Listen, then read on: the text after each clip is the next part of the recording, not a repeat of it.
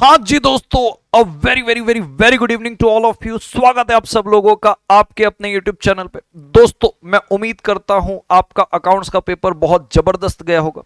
जैसा भी गया आया था चले गया, इतिहास गवाह है दोस्तों। पेपर जब आ गया आके चले गया, उसके बारे से डिस्कशन नहीं करना चाहिए। आगे के पेपर पे बाधा आती है उससे। अच्छा गया बुरा गया गया। अब जो चीज जा चुकी है, जो हाथ में नहीं है, चाहे अच्छी गई हो चाहे बुरी गई हो, उसको छोड़ देना चाहिए ताकि आगे के पेपर आपके तकलीफदायक ना रहे। एंड हियर आई एम दोस्तों, आपकी लॉ की तैयारी में चार चांद लगाने के लिए आपके लिए जबरदस्त एक हैकाथॉन लेके आया हूं, जो इसी वीडियो के बाद मात्र और मात्र 95 मिनट्स के अंदर आपके पूरे कॉन्ट्रैक्ट एक्ट के जितने भी टेक्निकल क्वेश्चन है, जितने भी इंपॉर्टेंट क्वेश्चन है, जहां से इंस्टीट्यूट क्वेश्चन पूछ सकता है, मात्र 95 मिनट्स में मैंने सारे इंपॉर्टेंट कॉन्सेप्ट को कवर किया है आपके द इंडियन कॉन्ट्रैक्ट एक्ट 1872 के इस वीडियो के अंदर। दोस्तों ये मेरे इस इंट्रो वीडियो में आपको हैकाथॉन के बारे से डिटेल मिलेगा, जरूर देखिएगा। 1.5 दिन का स्ट्रेटेजी और प्लानर मैं आपको बताने वाला हूं कि आपको इस 1.5 दिन को कैसे यूटिलाइज करना है। और अगर आप कहीं अटकेंगे तो आपको मेरे YouTube के कौन कौन से प्लेलिस्ट से काम आ सकता है, मैंने पूरी लिंक सेट करके रखी है। आप जैसे ही क्लिक करेंगे आप तुरंत रीडायरेक्ट हो जाएंगे उस पर्टिकुलर वीडियो में जहां पे आपको प्रॉब्लम आ रही है। सो दोस्तों मैं फटाफट टाइम वेस्ट किए बिना आपको बताता हूं। मेरे इस इंट्रो वीडियो के बाद, यानी कि मैं 1.5 दिन की आपको स्ट्रेटेजी बता रहा हूं, कौन कौन से सोर्सेस आपको यूज कर रहे हैं वो बता रहा हूं। उसके बाद एक हैकाथॉन चलेगा जो रिकॉर्डेड है। सर आप तो लाइव लेने वाले थे, मैं बिल्कुल लाइव लेने वाला था, बट मैंने ये रियलाइज किया कि आपका टाइम बहुत ज्यादा इंपॉर्टेंट है। अगर मैं लाइव लूंगा उस पर अगर मान लो टेक्निकल ग्लिच आ गया, कुछ लैग आ गया, वो डिस्टर्ब करता है। मैं वो डिस्टर्ब करना नहीं चाहता था। और दोस्तों मैंने नोटिस किया, मैंने सब कुछ करवा के रखा हुआ है कि भाई 9 घंटे के अंदर मेरा वन शॉट डला हुआ है, डिटेल पे मैराथन डला हुआ है, हमने हाल पे सुपर 80 लिया था, हमने हाल पे एजेंसी का मैराथन लिया था, सब यूट्यूब पे। मैंने कहा तो फिर और बेस्ट क्या कर सकते हैं इस कम टाइम में, क्योंकि मेरा मानना ऐसा है कि लास्ट मोमेंट में भी अगर आप यूट्यूब के रिविजन से ही पढ़ रहे हैं तो फिर अपन ने साल भर क्या किया, अपन ने समय में क्या किया। तो कुछ हद तक अपने को इसको यूज करना चाहिए और जितना ज्यादा हो सके सेल्फ स्टडी अपने को करना चाहिए। इसके लिए मैंने एकदम 95 मिनट्स के अंदर कॉन्ट्रैक्ट के पूरे इंपॉर्टेंट टॉपिक आपके लिए कवर कर लिए, जो आपका सबसे बड़ा चैप्टर है। तो इसमें आपको कॉन्ट्रैक्ट के पूरे इंपॉर्टेंट चैप्टर मिलेंगे डिस्कशन के साथ। 1.5 दिन का प्लानर आपको मिलेगा और ऑलरेडी रिकॉर्डेड अपलोडेड जो कंटेंट है, जो लाइवली होंगे, जो अपलोड किए होंगे, आप उसको कैसे यूज कर सकते हो। तो आइए फटाफट मैं इसको शुरू करता हूं। सबसे पहले दोस्तों मैं बताना चाहता हूं, अगर आपका खुद का कोई स्ट्रैटेजी, खुद का कोई प्लान है, स्टिक टू दैट प्लान। आपको आपसे बेहतर कोई नहीं जानता है। ये बच्चों की डिमांड में मैं लेके आ रहा हूं, लेकिन वाकई में अगर आपका खुद की स्ट्रेटेजी, खुद का प्लान बना हुआ है, आप अपने प्लान पे रहिए, क्योंकि आपसे बेहतर आपको कोई नहीं जानता है। दूसरा, आप मेरे वाले प्लान को एज अ गाइडेंस के तौर पे देख सकते हैं जब आपका खुद का प्लान है, तो कि चलो अपने प्लान को और बेहतर कर सके।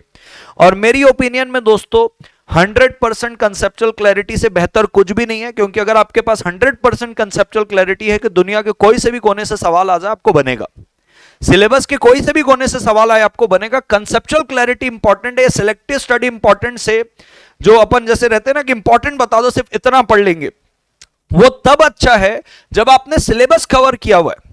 तो 100% आपका कंसेप्चुअल क्लैरिटी, तो इंपॉर्टेंट क्वेश्चन आपकी तैयारी में और चार चांद लगाते हैं। तो focus on the conceptual clarity और बिलीव करो अपने आप में कि आपने बहुत अच्छा अब तक किया है और आगे भी आप अपना बेस्ट शॉट देंगे। और मुस्कुराइए, स्माइल करिए, मैं आपके लिए बहुत जबरदस्त प्लान लाया हूं। दोस्तों आप 15 मई को आप है, मैं अब तक जो प्लान बनाया था उस पर आप अज्यूम कर रहा था कि आप 6 बजे मेरे इस वाले वीडियो को देख रहे होंगे, बट मैं थोड़ा सा वीडियो अपलोड करने में थोड़ा सा देरी कर दिया हूं। तो आप 1 घंटे से इस प्लान को एडजस्ट कर लीजिएगा कि भाई मैंने ऐसे ही प्लान बनाया था कि 6 बजे आप ये वीडियो देखेंगे, 6:15 बजे आप 45 मिनट के अंदर कंपनीज एक्ट कवर करेंगे। वो 15 से 20 मार्क्स आपका कवर करेगा।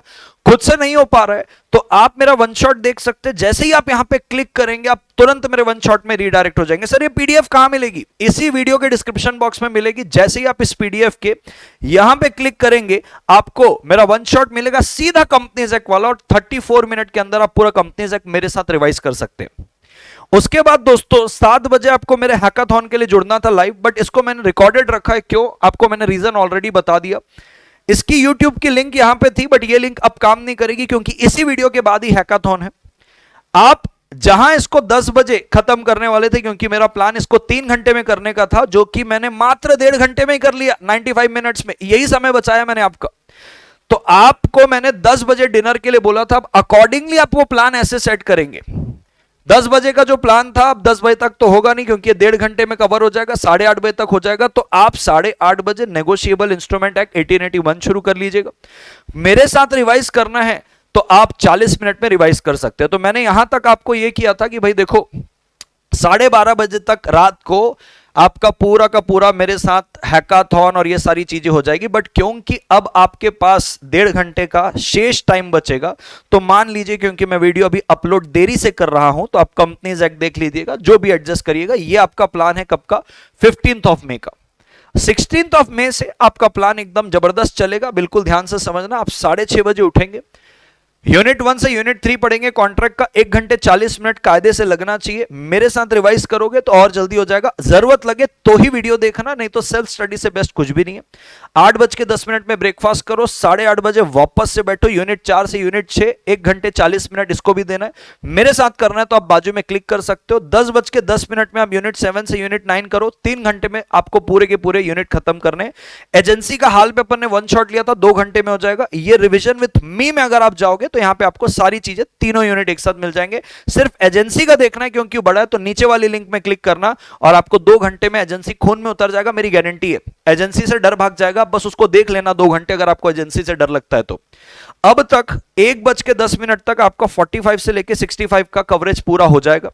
अब अगर मैं बात करूं, 1:10 को आप लंच ब्रेक लें, 1:45 को सेल ऑफ गुड्स एक्ट करें, 3 घंटे में खत्म करें। मेरे साथ खत्म करना है 1 घंटे 20 मिनट में हो जाएगा। ब्रेक लें, इंडियन पार्टनरशिप 3 घंटे में 15 से 20 मार्क्स अंदर करें। मेरे साथ 1 घंटे में रिवीजन हो जाएगा। 8 बजे एलएलपी पढ़े 30 मिनट में, 5 से 10 मार्क। मेरे साथ में 21 मिनट में हो जाएगा। 8:30 बजे डिनर करें, 9 बजे इंडियन रेगुलेटरी फ्रेमवर्क 30 मिनट दें, 5 मार्क्स कवर करें। यहां पे आपका पूरा 100% सिलेबस रात को 9 बजे हो जाएगा। 9:30 बजे आप ब्रेक लेंगे, बराबर है क्या?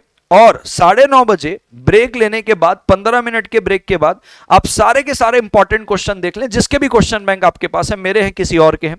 12 बजे आप सो जाइए। मैं अगेन बोल रहा हूं, ये एक स्टैंडर्ड प्लान है, आपका खुद का प्लान है तो आप करना। किसी को रात को ज्यादा देर तक जागने की आदत होती पढ़ने की, कोई सुबह तक पढ़ता है, सुबह जल्दी उठ के पढ़ता है। अब ये वाला जो प्लान है 17 तारीख का, जब आपका लॉ का एग्जाम है, ये ऑप्शनल प्लान है। आप सुबह से 6 बजे उठ जाइए और आप सारे क्वेश्चंस लगा लीजिए, इंपॉर्टेंट। ये 2 काम आपका करेगा।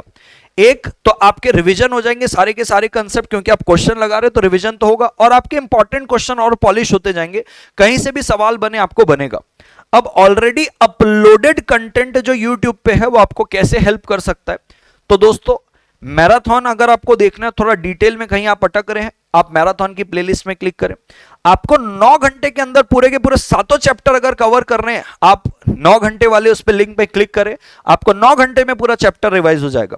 सुपर 80 देखना है यहां पे, मोस्ट इंपॉर्टेंट टॉपिक हर चैप्टर के, और एक मोस्ट इंपॉर्टेंट टॉपिक कॉन्ट्रैक्ट टेक के। यहां पे सारे मोस्ट इंपॉर्टेंट टॉपिक मिलेंगे। अभी मैंने कॉन्ट्रैक्ट टेक के आपके अपकमिंग अटेम्प्ट के हिसाब से जो जो नए नए क्वेश्चन थे वो हैकाथॉन में डाले। इसके पहले भी मैंने कुछ सेशन लिए थे जहां पे मोस्ट इंपॉर्टेंट टॉपिक कॉन्ट्रैक्ट टेक के साथ साथ बाकी के भी थे। सुपर 80 भी है, कॉन्ट्रैक्ट टेक का अलग से पुराने प्लेलिस्ट। 1 शॉट देखना है मोस्ट इंपॉर्टेंट टॉपिक का, तो सारी यूजफुल लिंक दे दी है, आप देख सकते हो। इस हैकाथॉन का लुफ्त उठाए, इस प्लान का लुफ्त उठाए जबरदस्त। अगर आपके खुद के प्लान नहीं थे, ये ट्राइड एंड टेस्टेड प्लान है, आप इसको फॉलो करें। कल रात को 9 बजे तक आपका पूरा का पूरा सिलेबस हो जाएगा।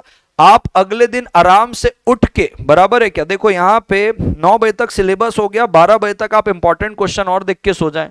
अगले दिन से आप पूरे इंपॉर्टेंट क्वेश्चन ही पलटाते जाए, क्वेश्चन बैंक से रिवीजन भी हो जाएगा, साथ साथ में इंपॉर्टेंट क्वेश्चन भी हो जाएंगे। बट 17 मई का ऑप्शनल प्लान है। आपको और कुछ रिवाइज करना है कि भाई चल एक बार कॉन्ट्रैक्ट पूरा देख के चले जाता हूं, वो ऑप्शनल प्लान है, आपकी मर्जी। एंड दैट्स ऑल दोस्तों। मैं उम्मीद करता हूं आपकी तैयारी बहुत जबरदस्त चलेगी। मैं बताना चाहता हूं, इसी वीडियो के डिस्क्रिप्शन बॉक्स में मैंने एक ओपन टेलीग्राम ग्रुप रखा हुआ है। आप मेरे स्टूडेंट हो चाहे ना हो, मैं वहां पे आपके डाउट सॉल्व करने के लिए रेडी हूं। नीचे ही इसी वीडियो के डिस्क्रिप्शन बॉक्स में टेलीग्राम ग्रुप मिलेगा, और उसको ज्वाइन कर लेना। मैं वहां पे पर्सनली एक्टिव रहूंगा, और आप मेरे स्टूडेंट हो चाहे ना हो, मैं आपको वहां पे साथ दूंगा। दोस्तों दैट्स ऑल। उम्मीद करता हूं मेरे एफर्ट आपको बहुत अच्छे लगेंगे। ये वीडियो खत्म होने के तुरंत बाद हैकाथॉन चलेगा, आप उस हैकाथॉन को एंजॉय करेंगे। बताएंगे मुझे आपको कैसा लगा। And I wish you all the best. आपका पेपर बहुत बहुत बहुत बहुत बहुत जबरदस्त जाएगा। This at CS Arjun Chawda signing off, but you enjoy the hackathon. Take care, bye bye. हाँ जी दोस्तों, let us start with our powerful hackathon. सबसे पहले मैं शुरुआत करना चाहता हूं इंडियन कॉन्ट्रैक्ट टेक के यूनिट नंबर 1 से। एज यू ऑल नो, मैं सबसे पहले बोलता हूं कि भाई intention to create legal relationship important है। पहले भी सवाल पूछे, आगे भी सवाल पूछ सकते। सबसे पहले जैसे आप स्क्रीन पे क्वेश्चन देख रहे हो, रमेश वाला बड़ा सिंपल क्वेश्चन था, ध्यान रखेंगे। नवंबर 2018 पे इसको पूछा गया था। आगे भी इस प्रकार के क्वेश्चन पूछे जा सकते। भाई रमेश अपने वाइफ को वादा करता है, भाई तेरे 30th बर्थडे में मैं तो कुछ 50,000 रुपए दूंगा। उसकी वाइफ बोलती है, भाई प्यार करते हो तो इस बात को लिख के दे दो। वो लिख के दे देता है, राइटिंग भी हो जाता है, रजिस्टर भी हो जाता है, और 30th बर्थडे में रमेश भाई साहब 50,000 रुपए नहीं देते। तो क्या होगा? सबको ऐसा लगता होगा कि सर राइटिंग में है, रजिस्टर्ड है और नियर रिलेशन में है, out of natural love and affection है, तो 25(1) के हिसाब से हाँ सर लाली सूट फाइल कर सकती है। कृपा करें, हाथ जोड़ के बोलना चाहता हूं, 25(1) बस इतना बोलता है कि अगर ये चारों शर्त पूरी होगी तो एग्रीमेंट वैलिड रहेगा बिना कंसीडरेशन के भी। सवाल आपको ये नहीं पूछा है कि एग्रीमेंट वैलिड है कि नहीं है, सवाल ये पूछ रहा है बताइए लाली सूट फाइल कर सकती है कि नहीं कर सकती है। Filing a suit depends upon the enforceability की, क्या ये इन्फोर्सेबल है? नाउ इन्फोर्सेबिलिटी के लिए intention to create legal relationship चाहिए। क्या intention to create legal relationship है? The answer is absolutely no. साफ लिखा हुआ है, प्यार मोहब्बत वाले इंटेंशन से बताए हैं, intention to create legal relationship नहीं है। बहुत बच्चों को ऐसा लगता होगा सर राइटिंग और रजिस्टर्ड है तो इंटेंशन तो होगा ही ना। बेटा रेगुलर क्लास डिटेल में कभी आप मेरे से ले पाएंगे तो जरूर आपको समझाऊंगा कि राइटिंग रजिस्टर हो जाने से इंटेंशन साबित नहीं होता। तो कृपा करें, सवाल ऐसा पूछता अगर क्या ये एग्रीमेंट वैलिड है बिना कंसीडरेशन के, तो हम बोलते हैं हाँ 25(1) के हिसाब से वैलिड है, राइटिंग है, रजिस्टर्ड है, नियर रिलेशन में है, out of natural love and affection है। बट क्योंकि सवाल यहां पे ये पूछा है कि क्या लाली सूट फाइल कर पाएगी, क्या सूट फाइल करने के लिए इन्फोर्सिबिलिटी चाहिए, इन्फोर्सिबिलिटी के लिए intention to create legal relationship चाहिए, जो यहां पे मिसिंग है, तो लाली सूट तो फाइल नहीं कर पाएगी। हाँ सवाल ये पूछता कि एग्रीमेंट वैलिड है, तो हम बोलते हैं हाँ एग्रीमेंट वैलिड है। Let us move to the next question. Radha के ऊपर क्वेश्चन है। राधा अपने फ्रेंड्स को बोलती है भाई साहब 7:30 बजे आ जाइएगा, 1 जनवरी को मेरा बर्थडे है, हाई फाई रेस्टोरेंट में बहुत लोग को इनवाइट करती है, उसमें से सारे फ्रेंड एक्सेप्ट कर लेते हैं, प्रॉमिस करते हैं कि हम अटेंड करेंगे, और राधा 5,000 रुपए भी डिपॉजिट कर देती है पार्टी के लिए, क्या ताकि रेस्टोरेंट वाले तैयारी करें। अब उसमें ऐसा है कि 3 लोग उन 10 लोगों में से नहीं आते हैं, 3 among 10 did not turn up. क्या राधा इसके लिए उनको सूट फाइल कर सकती है? The answer is absolutely no. ये एक प्रकार का सोशल गैदरिंग था, आप अपने बर्थडे पार्टी में बुला रहे थे। लेकिन इस पे कहानी में एक ट्विस्ट आता है कि मान लीजिए राधा अगर कहती है, राधा कहती नहीं है, कहानी में ट्विस्ट ऐसे आता है कि मान लीजिए राधा इस हाईफाई रेस्टोरेंट में अपना बर्थडे सेलिब्रेट करने नहीं आई थी, राधा इस हाईफाई रेस्टोरेंट में एक न्यू ईयर की पार्टी ऑर्गेनाइज की है बकायदा 1 जनवरी को, और बोलती है कि भाई कॉन्ट्रीब्यूटरी पार्टी है, 10 के 10 लोगों को कॉन्ट्रीब्यूट करना पड़ेगा जितना खर्चा आएगा। फिलहाल के लिए मैं 5,000 रुपए देके बुकिंग कर देती हूं, आप लोग जब आएंगे बाद में मुझे दे दीजिएगा पैसे। नाउ यहां पे एक प्रकार का कमर्शियल एंगल आ गया है। अब तक बर्थडे पार्टी में वो बुला रही थी, अब कमर्शियल एंगल आ गया कि अब वो एक ऑर्गेनाइज कर रही है न्यू ईयर की पार्टी जिसपे सब लोग कंट्रीब्यूट करेंगे, ऐसा सौदा हुआ है, ऐसा अरेंजमेंट हुआ है।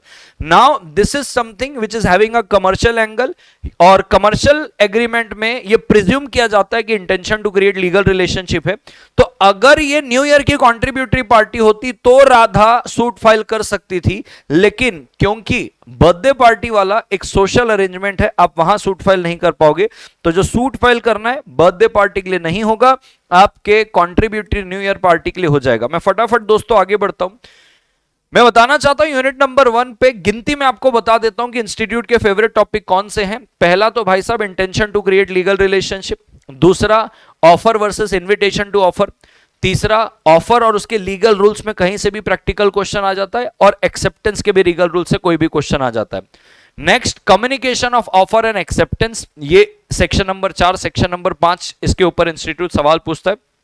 इसके अलावा अगर इंस्टीट्यूट सवाल पूछता है तो ऐसे ही सवाल, जैसे कि भाई जनरल ऑफर है, एडवर्टाइजमेंट किया था, वहां पे रिवॉर्ड अनाउंस कर दिया तो जनरल ऑफर हो जाता है। कोई भी पार्टी उस जनरल ऑफर की शर्त को एक्सेप्ट करके कॉन्ट्रैक्ट में आ सकता है, डीम्ड एक्सेप्टेंस उसको बोलते हैं। तो ये सेक्शन नंबर 8 के अंदर कवर होता है। तो गिनती में अगर बात करें तो इंटेंशन, ऑफर और उसके लीगल रूल्स, एक्सेप्टेंस और उसके legal rules, section 4, section 5, section 8 and done. यही इंस्टीट्यूट के फेवरेट टॉपिक है।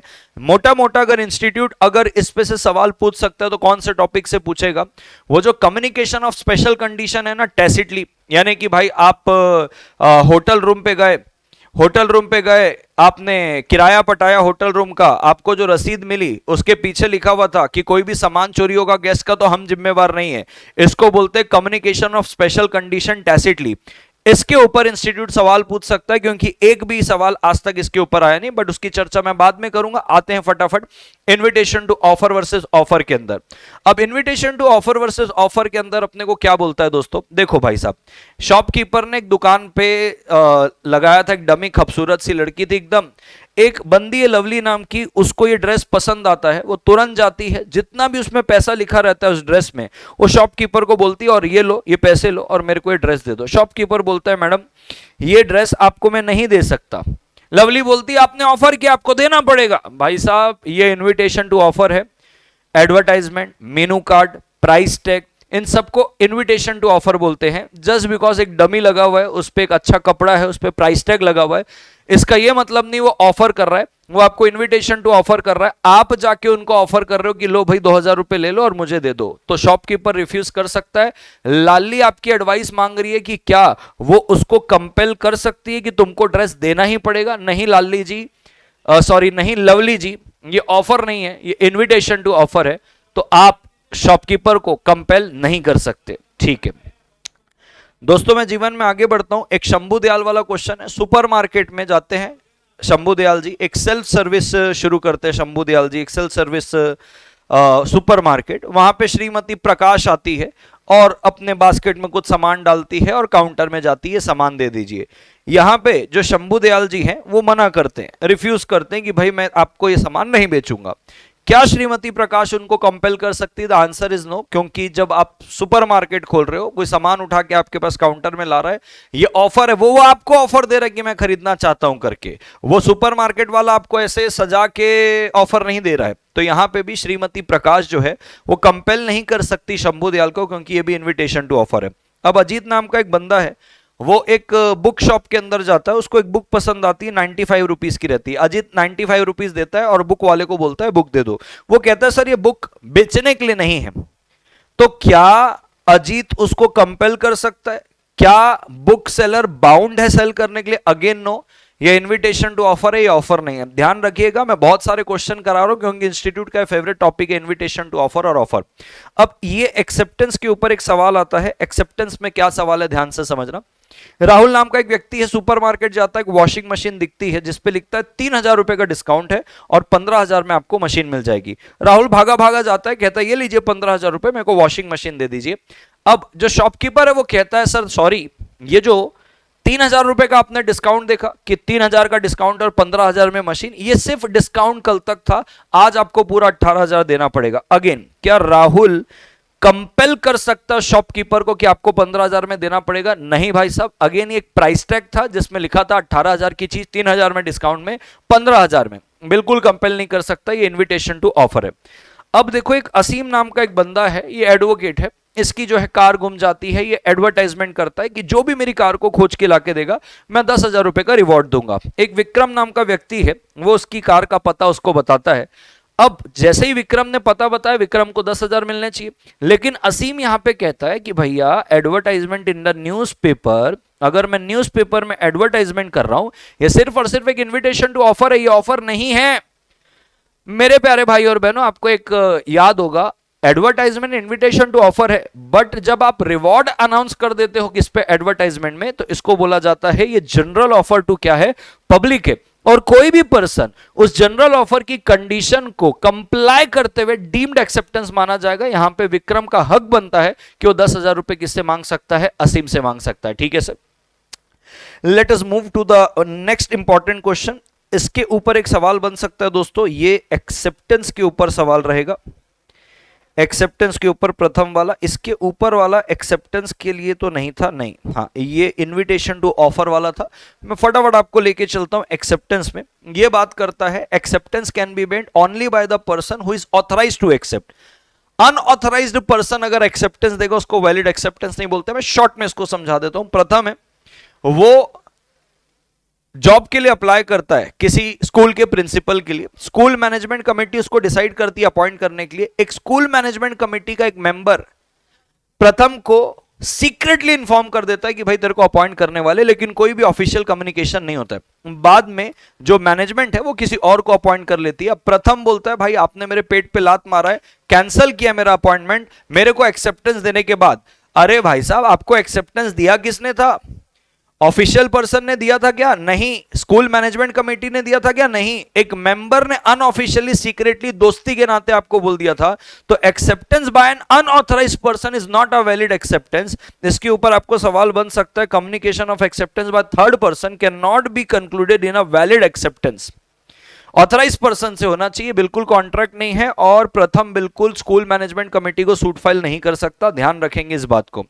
अब दोस्तों मैं आपको एक क्वेश्चन कराऊंगा जिससे आपका पूरा communication of offer and acceptance यानी कि सेक्शन नंबर 4 और सेक्शन नंबर 5 एक ही सेक्शन से कवर हो जाएगा। बिल्कुल बात को ध्यान से समझना। ए नाम का एक सेक्रेटरी है, वो बी को ऑफर करता है अपनी सोसाइटी के ऑफिस में बैठा के। ए एक सोसाइटी का क्या है, सेक्रेटरी है, बी को बैठाता है और बी को बोलता है बी 750 पाउंड में मैं तेरे को एक प्रॉपर्टी बेचना चाहता हूं, आप पाउंड को 750 रुपए कंसिडर करिएगा। बी अगले ही दिन 3:30 बजे अपना एक्सेप्टेंस पोस्ट कर देता है। क्यों पोस्ट करता है? बी किसी दूसरे टाउन पे रहता है तो अपने गांव जाता है और गांव से जाके इसको दे देता है कि ले भाई मैं तेरा ऑफर एक्सेप्ट करता हूं 750 रुपए का। ठीक है। अब आपको अगर पता होगा मेरे प्यारे भाई और बहनों, सेक्शन नंबर 4 बोलता है communication of offer is complete as against the proposer. Acceptance, communication of acceptance is complete as against the proposer. Section number 4 communication of acceptance is complete as against the proposer, यानी कि जो A है, जो offerer है, as soon as the letter of acceptance is posted, जैसे ही ये letter of acceptance post हुआ 3:30 बजे, ए जो ऑफरर था इसके खिलाफ हो गया ये एक्सेप्टेंस। अब ए अपना ऑफर को वापस से रिवोक नहीं कर सकता। लेकिन कहानी में एक ट्विस्ट आता है। ये जो ए है, जो सोसाइटी का बंदा है, इन्होंने क्या किया, अपने ऑफर को रिवोक किया। 1 बजे रिवोकेशन भेजा। जैसे 3:30 बजे बी ने लेटर ऑफ एक्सेप्टेंस भेजा, वैसे 1 बजे सोसाइटी ने letter of revocation of offer भेजा।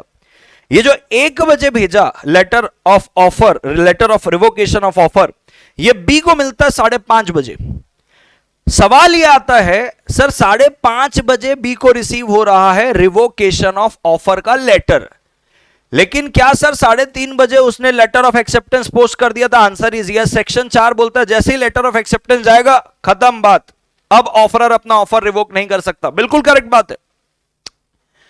तो भाई साहब जब 5:30 बजे उसके पास आपने letter of revocation of offer भेजा, तब तक उसके पहले वो 3:30 बजे एक्सेप्टेंस पोस्ट कर चुका था, तो क्या वैलिड माना जाएगा? भाई साहब एक्सेप्टेंस वैलिड माना जाएगा। अगर रिवोकेशन वैलिड आपको मानना था या मानना है, तो आपने जो 1 बजे letter of revocation of offer भेजा है, वो इस 3:30 बजे लेटर ऑफ एक्सेप्टेंस पोस्ट करने के पहले मिस्टर बी को मिल जाना चाहिए था, तो जाके आपका रिवोकेशन ऑफ ऑफर वैलिड होता।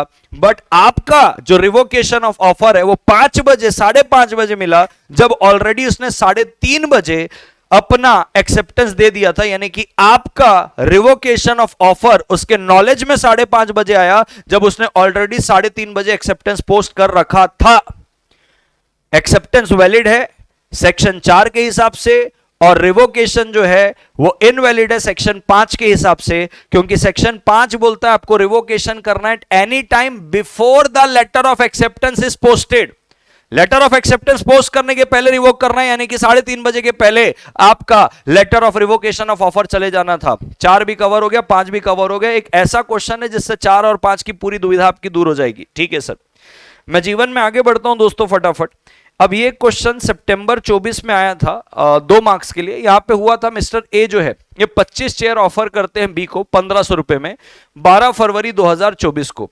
फिर ए जो है प्रॉमिस करते हैं बी को कि भाई मैं ना 15 फरवरी 2024 तक ऑफर ओपन करूंगा, यानी कि 12 को ऑफर किया, बोले 15 तक मैं इसको ओपन रखूंगा।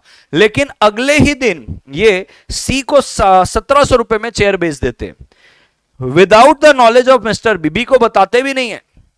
अब बी ने अपना कम्युनिकेशन एक्सेप्टेंस का भेजा 14 तारीख को, यानी कि 2 दिन बाद, और बी को यही लग रहा था 15 तारीख तक तो ऑफर ओपन रहेगा।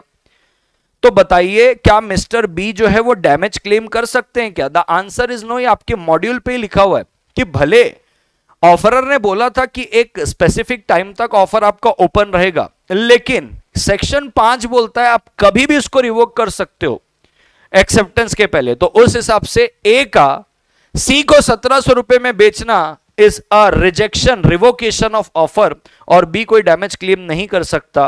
क्यों? क्योंकि भाई साहब आप कभी भी कर सकते हो अपने ऑफर को, even though he had originally agreed to hold it open for a definite period of time. भले डेफिनेट पीरियड ऑफ टाइम बोला था कि भाई 15 तारीख तक ऑफर ओपन करके रखेंगे, लेकिन उसके पहले दे दिया, इसको वैलिड रिवोकेशन ऑफ ऑफर माना जाएगा। अब जैसे मैंने आपको बताया communication of special condition of offer and acceptance, ये वाला जो क्वेश्चन है दोस्तों, इस पे आपको नाना प्रकार के सवाल पूछ सकता है। मैं एक एक करके आपको एग्जांपल बताता हूं। एयरलाइन कंपनी है, एयरलाइन कंपनी अपने टिकट के पीछे लिखती है कि कोई भी लगेज अगर पैसेंजर का घूमता है हम जिम्मेवार नहीं है। रेलवे अपने टिकट के पीछे लिखता है कोई भी सामान पैसेंजर का घूमता है हम जिम्मेवार नहीं है। एक ट्रांसपोर्ट कंपनी अपने एक्नॉलेजमेंट रिसीट पे लिखती है ट्रांसपोर्ट करते वक्त आपका जो भी सामान अगर टूट जाता है, घूम जाता है, हम जिम्मेवार नहीं है। और जितनी भी बातें कि रेलवे के अंदर एक क्लॉक रूम है जहां पे आप अपने सामान रखते हो, उसकी रिसीट पे लिखा है कि भाई हम जिम्मेवार नहीं रहेंगे अगर आपका सामान घूमेगा तो। जितनी भी बातें इन रिसीट पे लिखी हुई है, पीछे लिखी हुई है, क्या जो रसीद के नीचे पीछे ये स्पेशल टर्म्स एंड कंडीशन जो बिना बोले आपने कम्युनिकेट की है, क्या इसके लिए आपने कोई रीजनेबल नोटिस दिया? रीजनेबल नोटिस देने का मतलब यह होता है रिसीट के फ्रंट पेज में, फ्रंट में आपको लिखा होना चाहिए please turn over to see the terms and condition, terms and condition on the back, please turn over. ऐसे कुछ शब्द लिखे होने चाहिए जिससे आप उस कस्टमर का, उस पर्सन का ध्यान पीछे बटाना चाहते हैं कि भाई देख ले कुछ स्पेशल कंडीशन है। जब तक रिसीट के फ्रंट पेज में टर्न ओवर नहीं लिखा है, सी बैक फॉर कंडीशन नहीं लिखा है, प्लीज टर्न ओवर नहीं लिखा है, माना जाएगा कि स्पेशल कंडीशन आपको रीजनेबल मैनर में कम्युनिकेट नहीं है और आप उससे बाउंड नहीं होंगे। लेकिन अगर उस पर ऐसा लिखा है तो कस्टमर उससे बाउंड रहेगा। और एक बात ध्यान रखें, ये सारी शर्तें eight the time of making of contract बतानी, यानी कि रसीद पे लिखी होनी चाहिए। अगर आप बाद में इसको बताते हो तो आप लायबल नहीं हो। एग्जाम्पल, मैंने होटल पे एक रूम बुक किया, मेरे को कोई स्पेशल कंडीशन नहीं बताई गई, मैं पैसे पे किया, मेरे को रसीद मिली, वहां पे कोई स्पेशल कंडीशन नहीं है, मैं पूरा पैसा पे करके कॉन्ट्रैक्ट कर चुका हूं। अब जैसे ही मैं होटल के रूम पे जा रहा हूं, दरवाजा खोल रहा हूं तो लिखा है गेस्ट का सामान अगर घूमेगा तो गेस्ट स्वयं ही जिम्मेवार है, होटल मैनेजमेंट का इससे कोई लेना देना नहीं है। ये स्पेशल कंडीशन मेरे को कॉन्ट्रैक्ट करने के बाद पता चलिए मैं इससे बाउंड नहीं हूं, अगर सामान मेरा घूमेगा मैं होटल मैनेजमेंट से वसूल सकता हूं। ऐसी एक ट्रांसपोर्ट कंपनी का केस है। ट्रांसपोर्ट कंपनी ने पहले पूरा लगेज ले लिया ट्रांसपोर्ट करने के लिए, और बाद में अपने कस्टमर को मैसेज करती है कि अगर रास्ते में सामान घूम जाता है, टूट जाता है, फूट जाता है तो हम इसके लिए जिम्मेवार नहीं है। अरे ये बात जब आपको सामान दिया था, कॉन्ट्रैक्ट कर रहा था, तब बतानी चाहिए थी ना। बाद में अगर आप स्पेशल कंडीशन बता रहे हो कॉन्ट्रैक्ट होने के बाद, इसके लिए कस्टमर बाउंड नहीं रहेगा। इंस्टीट्यूट ने आज तक इसके ऊपर कोई सवाल नहीं पूछा है, बट मेरे को एक स्ट्रॉन्ग गट फीलिंग है इंस्टीट्यूट कोई मसाले वाले टॉपिक कभी नहीं छोड़ा है, इनमें से सवाल बन सकता है। ध्यान से एक बार इसको पढ़ के जाइएगा दोस्तों। Let us move. अब एक ये वाला जो सवाल है वॉइड एग्रीमेंट और इलीगल एग्रीमेंट में, तो मैं आपको बताना चाहता हूं दोस्तों, वॉइड और इलीगल एग्रीमेंट के साथ होता है कोलेटरल ट्रांजैक्शन। कोलेटरल ट्रांजैक्शन का मतलब क्या होता है? भाई देखो, अगर आप माइनर के साथ एग्रीमेंट कर रहे हो, ये वॉइड है। एक माइनर ने मेरे से 50,000 रुपए मांगे, मैंने कहा मेरे पास नहीं है, मैं शर्मा जी से लेके देता हूं। मैंने कहा शर्मा जी 50,000 रुपए दीजिए, शर्मा जी ने 50,000 दिए। अब मैं यही 50,000 रुपए माइनर को दे रहा हूं। तो देखो ये हो गया मेन एग्रीमेंट जो मैं और माइनर ने एंटर किया, ये वॉइड है क्योंकि मैं माइनर को पैसे दे रहा हूं, माइनर के साथ एग्रीमेंट कर रहा हूं, ये मेन एग्रीमेंट है, वॉइड है।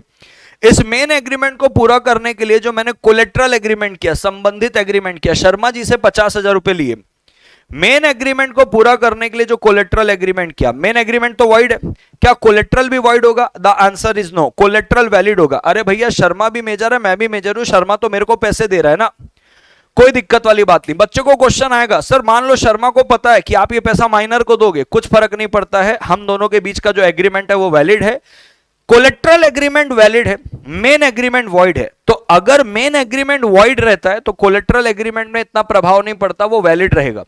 लेकिन मेन एग्रीमेंट अगर इलीगल है तो कोलेट्रल एग्रीमेंट भी वॉइड माना जाएगा। एग्जांपल, मैंने एक राहुल नाम का व्यक्ति है, मैं कह राहुल तेरे को मैं 50 लाख रुपए दूंगा, जाके सुधीर शर्मा का मर्डर करके आ जा। राहुल बोलता है तुम 50 लाख का बंदोबस्त करो, मैं सुधीर शर्मा को मार के आता हूं। राहुल चले गया सुधीर शर्मा को मारने के लिए, चले गया। अब ये मेन एग्रीमेंट है भाई साहब, मैंने इलीगल पर्पस के लिए किया, ये तो इलीगल है, तो बाय डिफॉल्ट वॉइड है।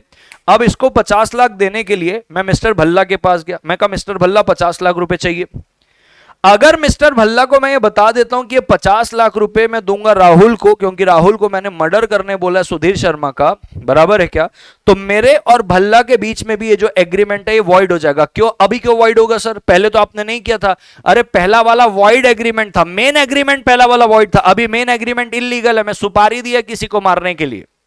तो मेन एग्रीमेंट अगर इलीगल है, मेरे राहुल का बीच में, मैंने राहुल को सुपारी दी 50 लाख दूंगा सुधीर शर्मा को मार के आ जा, तो राहुल और मेरे बीच का एग्रीमेंट इलीगल है। इस इलीगल एग्रीमेंट के संबंध में मैं मिस्टर भल्ला से जो पैसे ले रहा हूं वो भल्ला को पता है, वो वॉइड हो जाएगा।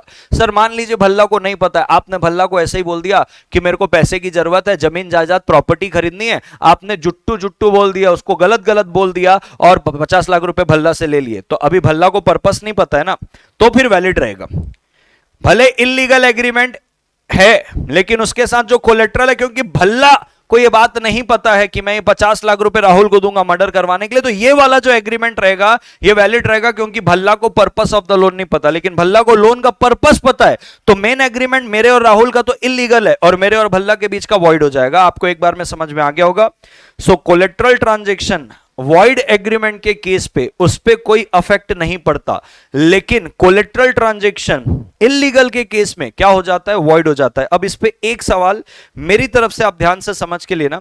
देखो यहां पे तो आराम से सारी चीजें आपको समझ में आ जाएगी, एकदम बात को ध्यान से समझना। एक्स है, वाई को बोलता है कि भाई एक्स एग्री करता है कि मैं वाई को कितना दूंगा? 1 लाख। अगर वाई किसको मारेगा? जेड को, ठीक है, वाई जेड को जाके मार आता है। अब वाई जेड को मार दिया, वाई आके एक्स को बोलता है 1 लाख दे, एक्स बोलता है नहीं दूंगा, जा जो उखाड़ना उखाड़ ले। क्या वाई कुछ उखाड़ सकता है? नहीं। एक्स जाता है किसके पास पता है क्या? डब्ल्यू के पास। डब्ल्यू को बोलता है भाई साहब 1 लाख रुपए दे दे, मेरे को ना वाई को देना है 1 लाख रुपए, क्योंकि वो जेड को मारा है, बराबर है क्या? एक्स भी पैसे दे देता है, मतलब सॉरी डब्ल्यू पैसे दे देता है एक्स को। अब सिनारियो समझना, डब्ल्यू अपने पैसे वापस मांग रहा है एक्स से, भाई पैसे दे दे, मैंने 1 लाख दिए थे। एक्स बोल रहा है नहीं दूंगा, जा जो करना है कर ले। वाई पैसे मांग रहा है एक्स से कि भाई मैं जेड को मार के आ गया हूं, दे मेरे 1 लाख रुपए। एक्स बोल रहा है नहीं दूंगा, जा जो करना है कर ले। यानी कि वाई को भी पैसे नहीं दे रहा है और डब्ल्यू को भी पैसे नहीं दे रहा है। क्या दोनों कुछ कर सकते? दोनों ही कुछ नहीं कर सकते। क्यों? एक्स और वाई के बीच का एग्रीमेंट इलीगल है और एक्स और डब्ल्यू के बीच का जो एग्रीमेंट है, क्योंकि वो कोलेट्रल है। क्यों कोलेट्रल है? क्योंकि डब्ल्यू को पर्पस भी पता है, कोलेट्रल है तो वो क्या हो जाएगा? वॉइड हो जाएगा। तो सर एक इलीगल है एक्स और वाई का और एक्स और डब्ल्यू का, उसके कोलेट्रल है तो वो वॉइड हो जाएगा। अब बात को ध्यान से समझना, मैंने एक सवाल खुद से यहां पे बनाया था, ये ऐसे भी सवाल आ सकते हैं। एक्स वाई को बोलता है मैं तेरे को जान से मार दूंगा अगर तू अपनी प्रॉपर्टी नहीं देता है तो। वाई बोलता है जान से मत मार भाई, 1 लाख रुपए में प्रॉपर्टी दे दूंगा। अब एक्स जाता है जेड के पास और जेड को बोलता है जेड भाई 1 लाख रुपए मुझे दे दीजिए, मेरे को घर खरीदना है। जेड को क्या बोला एक्स जाके? मेरे को घर खरीदना है, 1 लाख रुपए दे दो। अब बोलता है नेचर ऑफ एग्रीमेंट बताओ, एक्स और वाई के बीच के एग्रीमेंट का नेचर क्या है? अब एक्स और वाई के बीच का जो एग्रीमेंट का नेचर है वो वॉइडेबल है क्योंकि कोवर्जन हुआ है। लेकिन एक्स और डब्ल्यू के बीच का जो एग्रीमेंट है, सॉरी एक्स और जेड के बीच का जो एग्रीमेंट है वो वैलिड है। पूछो क्यों? अरे जेड को तो उसने क्या बताया कि मेरे को घर खरीदने के लिए पैसा चाहिए, तो ये कोई अनलॉफुल पर्पस थोड़ी है। तो एक्स और जेड के बीच का जो एग्रीमेंट है वो वैलिड है, लेकिन एक्स और वाई के बीच का जो एग्रीमेंट है वो वॉइडेबल है। बिल्कुल इसको ध्यान से समझना, इस प्रकार के क्वेश्चन आपको पूछे जा सकते हैं। ठीक है सर, मैं जीवन में फटाफट आगे बढ़ता हूं। अब देखो मॉड्यूल के पीछे कुछ ऐसे भी घुमावदार क्वेश्चन है। कहता है ए बी को बोल रहा है कि मेरे लिए कुछ काम कर, रेमुनरेशन कौन फिक्स करेगा? सी करेगा। ये कैसा कॉन्ट्रैक्ट है भैया? वैलिड है क्या? हाँ, इसको एक वैलिड कॉन्ट्रैक्ट बोला गया। ए बी को प्रॉमिस कर रहा है, ए एंड बी प्रॉमिस कर रहे हैं, A and B promise to pay for the studies of their made son, यानी कि जो बाई का बच्चा है उसकी पढ़ाई के लिए ए और बी प्रॉमिस कर रहे हैं। कैसा एग्रीमेंट है? सोशल एग्रीमेंट है। ए एक पब्लिक सीट लेता है, इंप्लाइड कॉन्ट्रैक्ट बोलो चाहे टैसिट कॉन्ट्रैक्ट बोलो। ए एक चार्टर्ड अकाउंटेंट है, अपने फ्रेंड को बोलता है कि मैं तेरे को हेल्प करूंगा तेरा रिटर्न भरने के लिए। अगेन ये एक प्रकार का क्या है? Social agreement. ये मॉड्यूल के पीछे दिया हुआ है। इस प्रकार के छोटे छोटे चिंदी चिंदी क्वेश्चन आपको 2-4 मार्क्स में इसमें पूछ सकते हैं। एंड दैट्स ऑल दोस्तों। मैं साथ साथ में बेयर एक्ट भी कैरी कर रहा हूं, मैं आपको दिखाना चाहता हूं। पहले तो आप याद रखिएगा, intention to create legal relationship इस पे इंपॉर्टेंट है। Offer versus invitation to offer इसके अंदर इंपॉर्टेंट रहेगा। और ऑफर उसके लीगल रूल्स, एक्सेप्टेंस और उसके legal rules, communication of offer and acceptance, ये सारी चीजें इंपॉर्टेंट है। यानी कि section number 4, section number 5, section number 8 बोलता है जनरल ऑफर में कम्युनिकेशन की जरूरत नहीं है। आप जनरल ऑफर की कंडीशन को एक्सेप्ट कर सकते हो by just complying the condition. यानी कि असीम जो था वो बोला 10,000 रुपए दूंगा जो भी मेरी कार को खोज के लाएगा, तो आपको पहले एक्सेप्टेंस कम्युनिकेट नहीं करना, आपको कार को खोजना और उसको बता देना है। आपने शर्तें कंप्लाई की जनरल ऑफर की, इसको डीम्ड एक्सेप्टेंस बोलते हैं। अलग से एक्सेप्टेंस को आपको कंप्लाई करने की जरूरत नहीं है। तो 4 हो गया, 5 हो गया, 8 हो गया। और offer versus invitation to offer, intention to create legal relationship, offer के लीगल रूल्स, एक्सेप्टेंस के लीगल रूल्स, और जो मैंने आपको बताया कम्युनिकेशन ऑफ स्पेशल कंडीशन।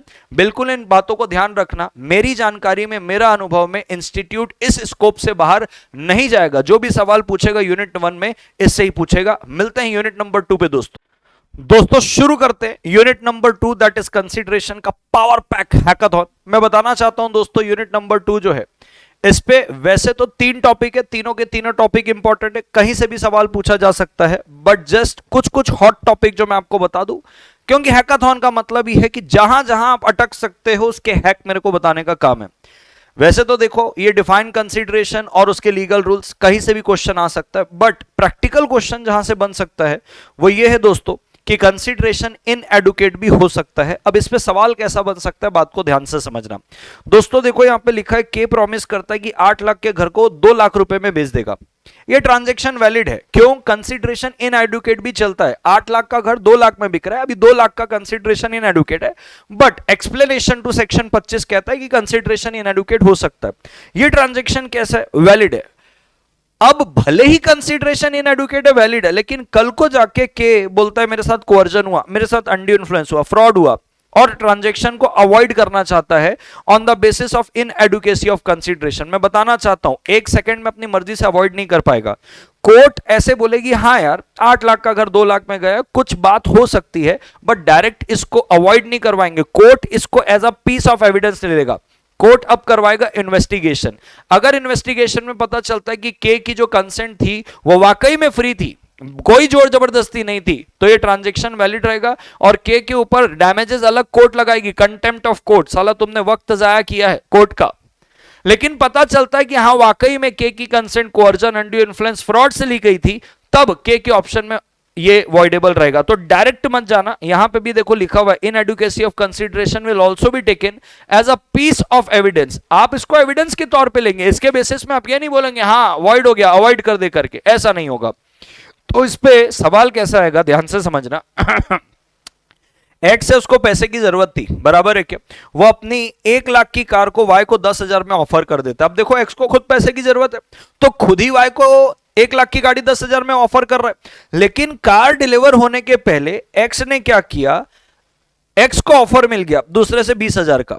तो पहले वाई को दे रहा था 1 लाख की कार 10,000 में, डिलीवरी करने के पहले, कार की डिलीवरी करने के पहले एक्स को ऑफर मिल गया 20,000 रुपए का। तो वाई को बोलता है मैं तेरे साथ कॉन्ट्रैक्ट नहीं करूंगा। क्यों? क्योंकि भाई तू ना इनएडुकेट कंसीडरेशन दे रहा है। 1 लाख की कार का कोई 10,000 देता है क्या? अरे भाई साहब आप खुद ही 10,000 में बेच रहे थे, अब आपके मन में लड्डू फूटा क्योंकि आपको नया ऑफर मिला 20,000 का। क्या एक्स लायबल रहेगा वाई को डैमेज के लिए? द आंसर इज यस, क्योंकि एक्स अपनी फ्री कंसेंट से वाई को 1 लाख की कार 10,000 में दे रहा था, क्योंकि उसको खुद को पैसे की जरूरत थी। अब 20,000 का ऑफर आ गया तो वाई के ऑफर को ठुकरा के और उसको ये बोल रहे हो कि इनएडुकेट कंसीडरेशन है। आप गलत हो, आप खुद ही इनएडुकेट कंसीडरेशन में फ्री कंसेंट देके रेडी हुए थे, बिल्कुल डैमेज मांगेगा एक्स। एक्स से वाई बिल्कुल डैमेज मांगेगा एक्स से। ठीक है सर, मैं जीवन में आगे बढ़ता हूं फटाफट। ये वाला क्वेश्चन आप सबको पता होगा, बट इस क्वेश्चन को मैं इजी करके आपको बोलता हूं, बात को बिल्कुल ध्यान से समझना। भाई देखो सीधी सी बात है, मान लीजिए भाई साहब एक कोठी है, बराबर है क्या? कोठी के पीछे गार्डन है। कोठी किसकी है? सुधीर शर्मा की कोठी है। अब सुधीर शर्मा की कोठी के पीछे गार्डन है। गार्डन कौन मेंटेन करता था? सुधीर शर्मा की मां मेंटेन करती थी। उस गार्डन को बहुत संजो के प्यार से रखा है। सुधीर शर्मा को पैसे की जरूरत लगी, अब वो मिस्टर भल्ला को इसको बेच रहे। मिस्टर भल्ला को जब बेचे, बोले मिस्टर भल्ला एक शर्त लगा रहा हूं आपको बेचने के पहले, ये कोठी के पीछे जो गार्डन है, मेरी माँ ने इसको बहुत प्यार से बनाया है, इस गार्डन को कभी मत छेड़ना। पूरी कोठी को तोड़ ताड़ के नया बना लेना, लेकिन गार्डन को बिल्कुल मत छेड़ना। और तेरे आगे जितने भी लोग लेंगे सुधीर शर्मा इसको, बराबर है क्या? सुधीर शर्मा बेचने वाला है और भल्ला खरीदने वाला है, तो सुधीर शर्मा भल्ला को बोलता है तेरे बाद जो भी खरीदेगा उन सबको बता देना गार्डन को नहीं छेड़ना। सुधीर शर्मा को पैसे की जरूरत लगी, कोठी बेच दिया। कोठी बेच के किसको दे दिया? मिस्टर भल्ला को दे दिया। ओके, मिस्टर भल्ला बाउंड है, उनको गार्डन को डिस्टर्ब नहीं करना है। ओके सर, ये सुधीर शर्मा, ये भल्ला। अब भल्ला बेच रहा है एक खाटूमल वाले इंसान को, मिस्टर खाटूमल को बेच रहा है। सर सुधीर शर्मा ने भल्ला को दिया, भल्ला खाटूमल को दे रहा है। Okay, let's start. अब मुद्दा ये है, सुधीर शर्मा ने रिस्ट्रिक्शन लगाई थी किसके ऊपर? भल्ला के ऊपर। अब भल्ला बेच रहा है किसके ऊपर? खाटूमल, तो खाटूमल के ऊपर भी लगेगी। खाटूमल को भी क्या नहीं करना है? गार्डन को छेड़ना नहीं है। अब क्या होता है? सुधीर शर्मा मर गए। सुधीर शर्मा मर गए, उनका बेटा है राहुल शर्मा, भी 20 साल का है। और राहुल शर्मा को पता चला ये जो खाटूमल है जिसको भल्ला ने बेचा है, ये कोठी पूरा तोड़ ताड़ के, गार्डन भी तोड़ के बिल्डिंग बनाने वाला है। ये तुरंत पहुंच जाता है राहुल शर्मा, बोले मैं सुधीर शर्मा का बेटा जिसने कोवेनेंट लगाया था भल्ला के ऊपर, भल्ला ने तेरे को बेचा, तू खाटूमल साले तू भी नहीं बेचेगा, सॉरी तू भी गार्डन को टच नहीं करेगा, तू भी गार्डन को डिस्टर्ब नहीं करेगा। अब वो कह रहा है भाई साहब तेरा बाप चले गया, तेरे बाप ने कोवेनेंट लगाया था भल्ला में, भल्ला के बाद मैं ले लिया हूं, तो तू पार्टी टू अ कॉन्ट्रैक्ट थोड़ी है। तो यहां पे आता है, अगर covenant running with the land है तो ये covenant successor of the seller भी इन्फोर्स कर सकता है। सेलर कौन था भाई साहब? सेलर था सुधीर शर्मा, उसका सक्सेसर कौन है? राहुल शर्मा। राहुल शर्मा भी इस खाटूमल को बोल सकता है कि आपको गार्डन को छेड़ना नहीं है। That covenant, that restriction can be enforce by the successor of the seller. ये सवाल आपको पूछ सकता है, पहले भी पूछा है, आगे भी पूछा जा सकता है। पहले आप doctrine of privity of contract के बारे से बताएंगे, फिर उसके एक्सेप्शन बताएंगे कि covenant running with the land में सक्सेसर ऑफ सेलर भी क्या कर सकता है? इन्फोर्स कर सकता है। एक ये ट्रस्ट वाला कॉन्ट्रैक्ट है, ट्रस्ट कॉन्ट्रैक्ट में बेनिफिशियरी जो है वो इन्फोर्स कर सकता है ट्रस्ट कॉन्ट्रैक्ट को। ठीक है सर, यहां तक की बात समझ में आती है। अब आता है एक चैरिटी वाली बात। चैरिटी वाली बात भी बहुत इंपॉर्टेंट है, जो आपके इसमें नो कंसिडरेशन नो कॉन्ट्रैक्ट आता है ना, validity of an agreement without consideration, उस पे आता है। अब इसको मैं इजी करके बता देता हूं क्या हुआ। भाई साहब देखो, एक टेंपल है, टेंपल को रिनोवेशन करना था, बहुत सारे मेंबर दान पुण्य करने के लिए आए। पहले 5 लाख रुपए का रिनोवेशन हो रहा था, बाद में बहुत सारे मेंबर जुड़ गए तो 7 लाख रुपए का कर लिया, क्योंकि देखो जितना ज्यादा लोग आएंगे जितना डोनेशन होगा उतना रिनोवेशन अच्छे से होगा। तो पहले 5 लाख में टेंपल का रिनोवेशन हो रहा था, अब 7 लाख रुपए में रिनोवेशन होगा, क्योंकि लोग बढ़ चुके हैं तो प्लान भी बड़ा हो गया। अब जो कॉन्ट्रैक्टर है वो टेंपल कमेटी से पैसे मांग रहे कि भाई पैसे दो, हमने रिनोवेशन किया। अब टेंपल कमेटी के जो मेंबर्स हैं अब वो पैसे देने को रेडी नहीं हो, कह रहे भैया हमको क्या मिला, हम 5 लाख का 7 लाख का तुमको ये रेनोवेट करके देंगे, उसके बदले हमको क्या मिला? अरे भाई साहब कोई इन्वेस्टमेंट थोड़ी कर रहे हो, चैरिटी कर रहे हो। तो जब आप प्रॉमिस करते हो चैरिटी करने के लिए और आपके प्रॉमिस के दम पे किसी ने लाइबिलिटी ले ली है, जैसे टेंपल कमेटी ने लाइबिलिटी ली, तो भाई साहब आपको वो पैसे देने पड़ेंगे। ध्यान रखना, लाइबिलिटी लेना जरूरी है बहुत ज्यादा। एग्जाम्पल के तौर पर मैं आपको बताता हूं, देखो भाई साहब ए है, एक ऑर्फनेज चला रहा है, ठीक है, उसका एक दोस्त है एस। एस ने एग्री किया था कि भाई मैं 2 लाख रुपए दूंगा, एक चाइल्ड है जिसको कैंसर है, उसके ट्रीटमेंट में मैं 2 लाख रुपए दूंगा, ऐसा एस ने ए को बोला था। अब मिस्टर ए ने 1.5 लाख रुपए का खर्चा किया उस बच्चे के कैंसर ट्रीटमेंट के लिए। अब बाद में ए जब एस से मांग रहा है, एस रिफ्यूज कर रहा है, क्या एस को देना पड़ेगा? The answer is yes. लेकिन कितना भाई? 1.5 लाख का खर्चा हुआ तो 1.5 लाख देगा। अगर 2 लाख का खर्चा होता तो 2 लाख देता, क्योंकि 2 लाख का क्या किया था? वादा। लेकिन मान लो खर्चा 3 लाख होता तो क्या मिस्टर एस को 3 लाख रुपए देना पड़ता? नहीं, जितना प्रॉमिस्ड अमाउंट है उससे ज्यादा देने के लिए वो बाउंड नहीं है। 1.5 लाख का खर्चा हुआ 1.5 लाख देगा, 2 लाख का हुआ 2 लाख देगा, क्योंकि 2 लाख तक प्रॉमिस किया था। 3 लाख हुआ तो 2 ही लाख रुपए देगा मिस्टर एस। प्रॉमिस्ड अमाउंट तक ही लायबल रहेगा, उससे ज्यादा लायबल नहीं रहेगा। ठीक है सर। अब एक बात को ध्यान से समझना, वो जो नेचुरल लव एंड अफेक्शन है उसके ऊपर आपके ऊपर सवाल पूछेगा कि दो मियां बीवी थे, मियां बीवी ने बहुत ज्यादा आपस में लड़ाई झगड़े किया और सेपरेट रहने का डिसाइड किया। डाइवोर्स नहीं ले रहे, अलग अलग रहने का डिसाइड किया। मियां बोल रहे हैं कि भाई मैं तुमको मेंटेनेंस दूंगा, तुमको एक अलग घर लेके दे देता हूं। इसको राइटिंग भी कराया, रजिस्टर भी कराया, पार्टी नियर रिलेशन में भी है, बट ये out of natural love and affection नहीं है। अरे नेचुरल लव एंड अफेक्शन में होता तो अलग अलग थोड़ी रहते, साथ में रहते ना, तो इसको वैलिड एग्रीमेंट नहीं बोलेंगे। लेकिन बिना कोई डिसएग्रीमेंट के, बिना कोई क्वारल के अगर आप वादा कर रहे हो तुम्हारे को मैं घर दिला देता हूं और तुम्हारे नाम पे दिलाता हूं, हम दोनों साथ में रहेंगे, वहां पे राइटिंग में है, रजिस्टर्ड है, नेचुरल लव एंड अफेक्शन में, क्योंकि कोई क्वारल नहीं है, नियर रिलेशन में ये वाला एग्रीमेंट वैलिड रहेगा। लेकिन जहां पे लड़ाई झगड़ा कर रहे हैं, नेचुरल लव अफेक्शन नहीं है, इसकी वजह से एग्रीमेंट वैलिड नहीं रहेगा। ठीक है सर। जीवन में आगे बढ़ता हूं। अब देखो, बाप है, बाप अपनी बेटी के नाम पे पूरी संपत्ति कर रहा था, राइटिंग में हो गई सारी चीजें, बाप बेटी नियर रिलेशन में है, out of natural love and affection है। बाप और वकील रजिस्ट्रेशन के लिए जा ही रहे थे, एक्सीडेंट हुआ, दोनों की मौत हो गई।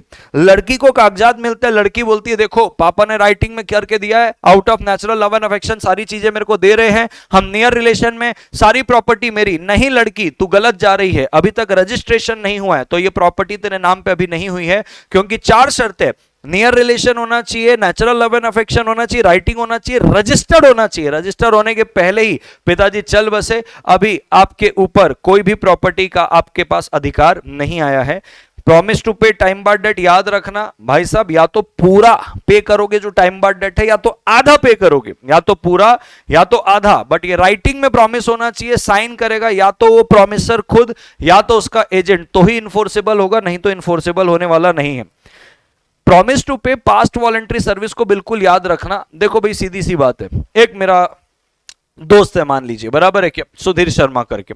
सुधीर शर्मा को मैंने बोला भाई तेरी तबीयत खराब हो गई, इसका ख्याल किया, दवाई ववाई लाके दे दिया, मैं डॉक्टर है समझ लो, सुधीर शर्मा का पूरा ख्याल रखा। सुधीर बोल रहा है भाई इसका कितना खर्चा हुआ, तू डॉक्टर अपनी फीस नहीं ले रहा। मैं कहा पागल है क्या, तू अपना दोस्त है भाई, तेरे से क्या फीस लेना।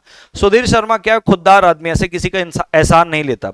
सुधीर शर्मा ने मेरे लड़के को, ऑल्दो मेरे लड़का वड़का कोई नहीं है, जस्ट एग्जाम्पल में बोल रहा हूं, मेरे लड़के को बोल दिया बेटा तेरी ट्यूशन फीस मैं पे करूंगा। मेरे लड़के को बोल रहा है, मेरा लड़का भी 20 साल का ऐसा मान के चलो, बराबर है क्या।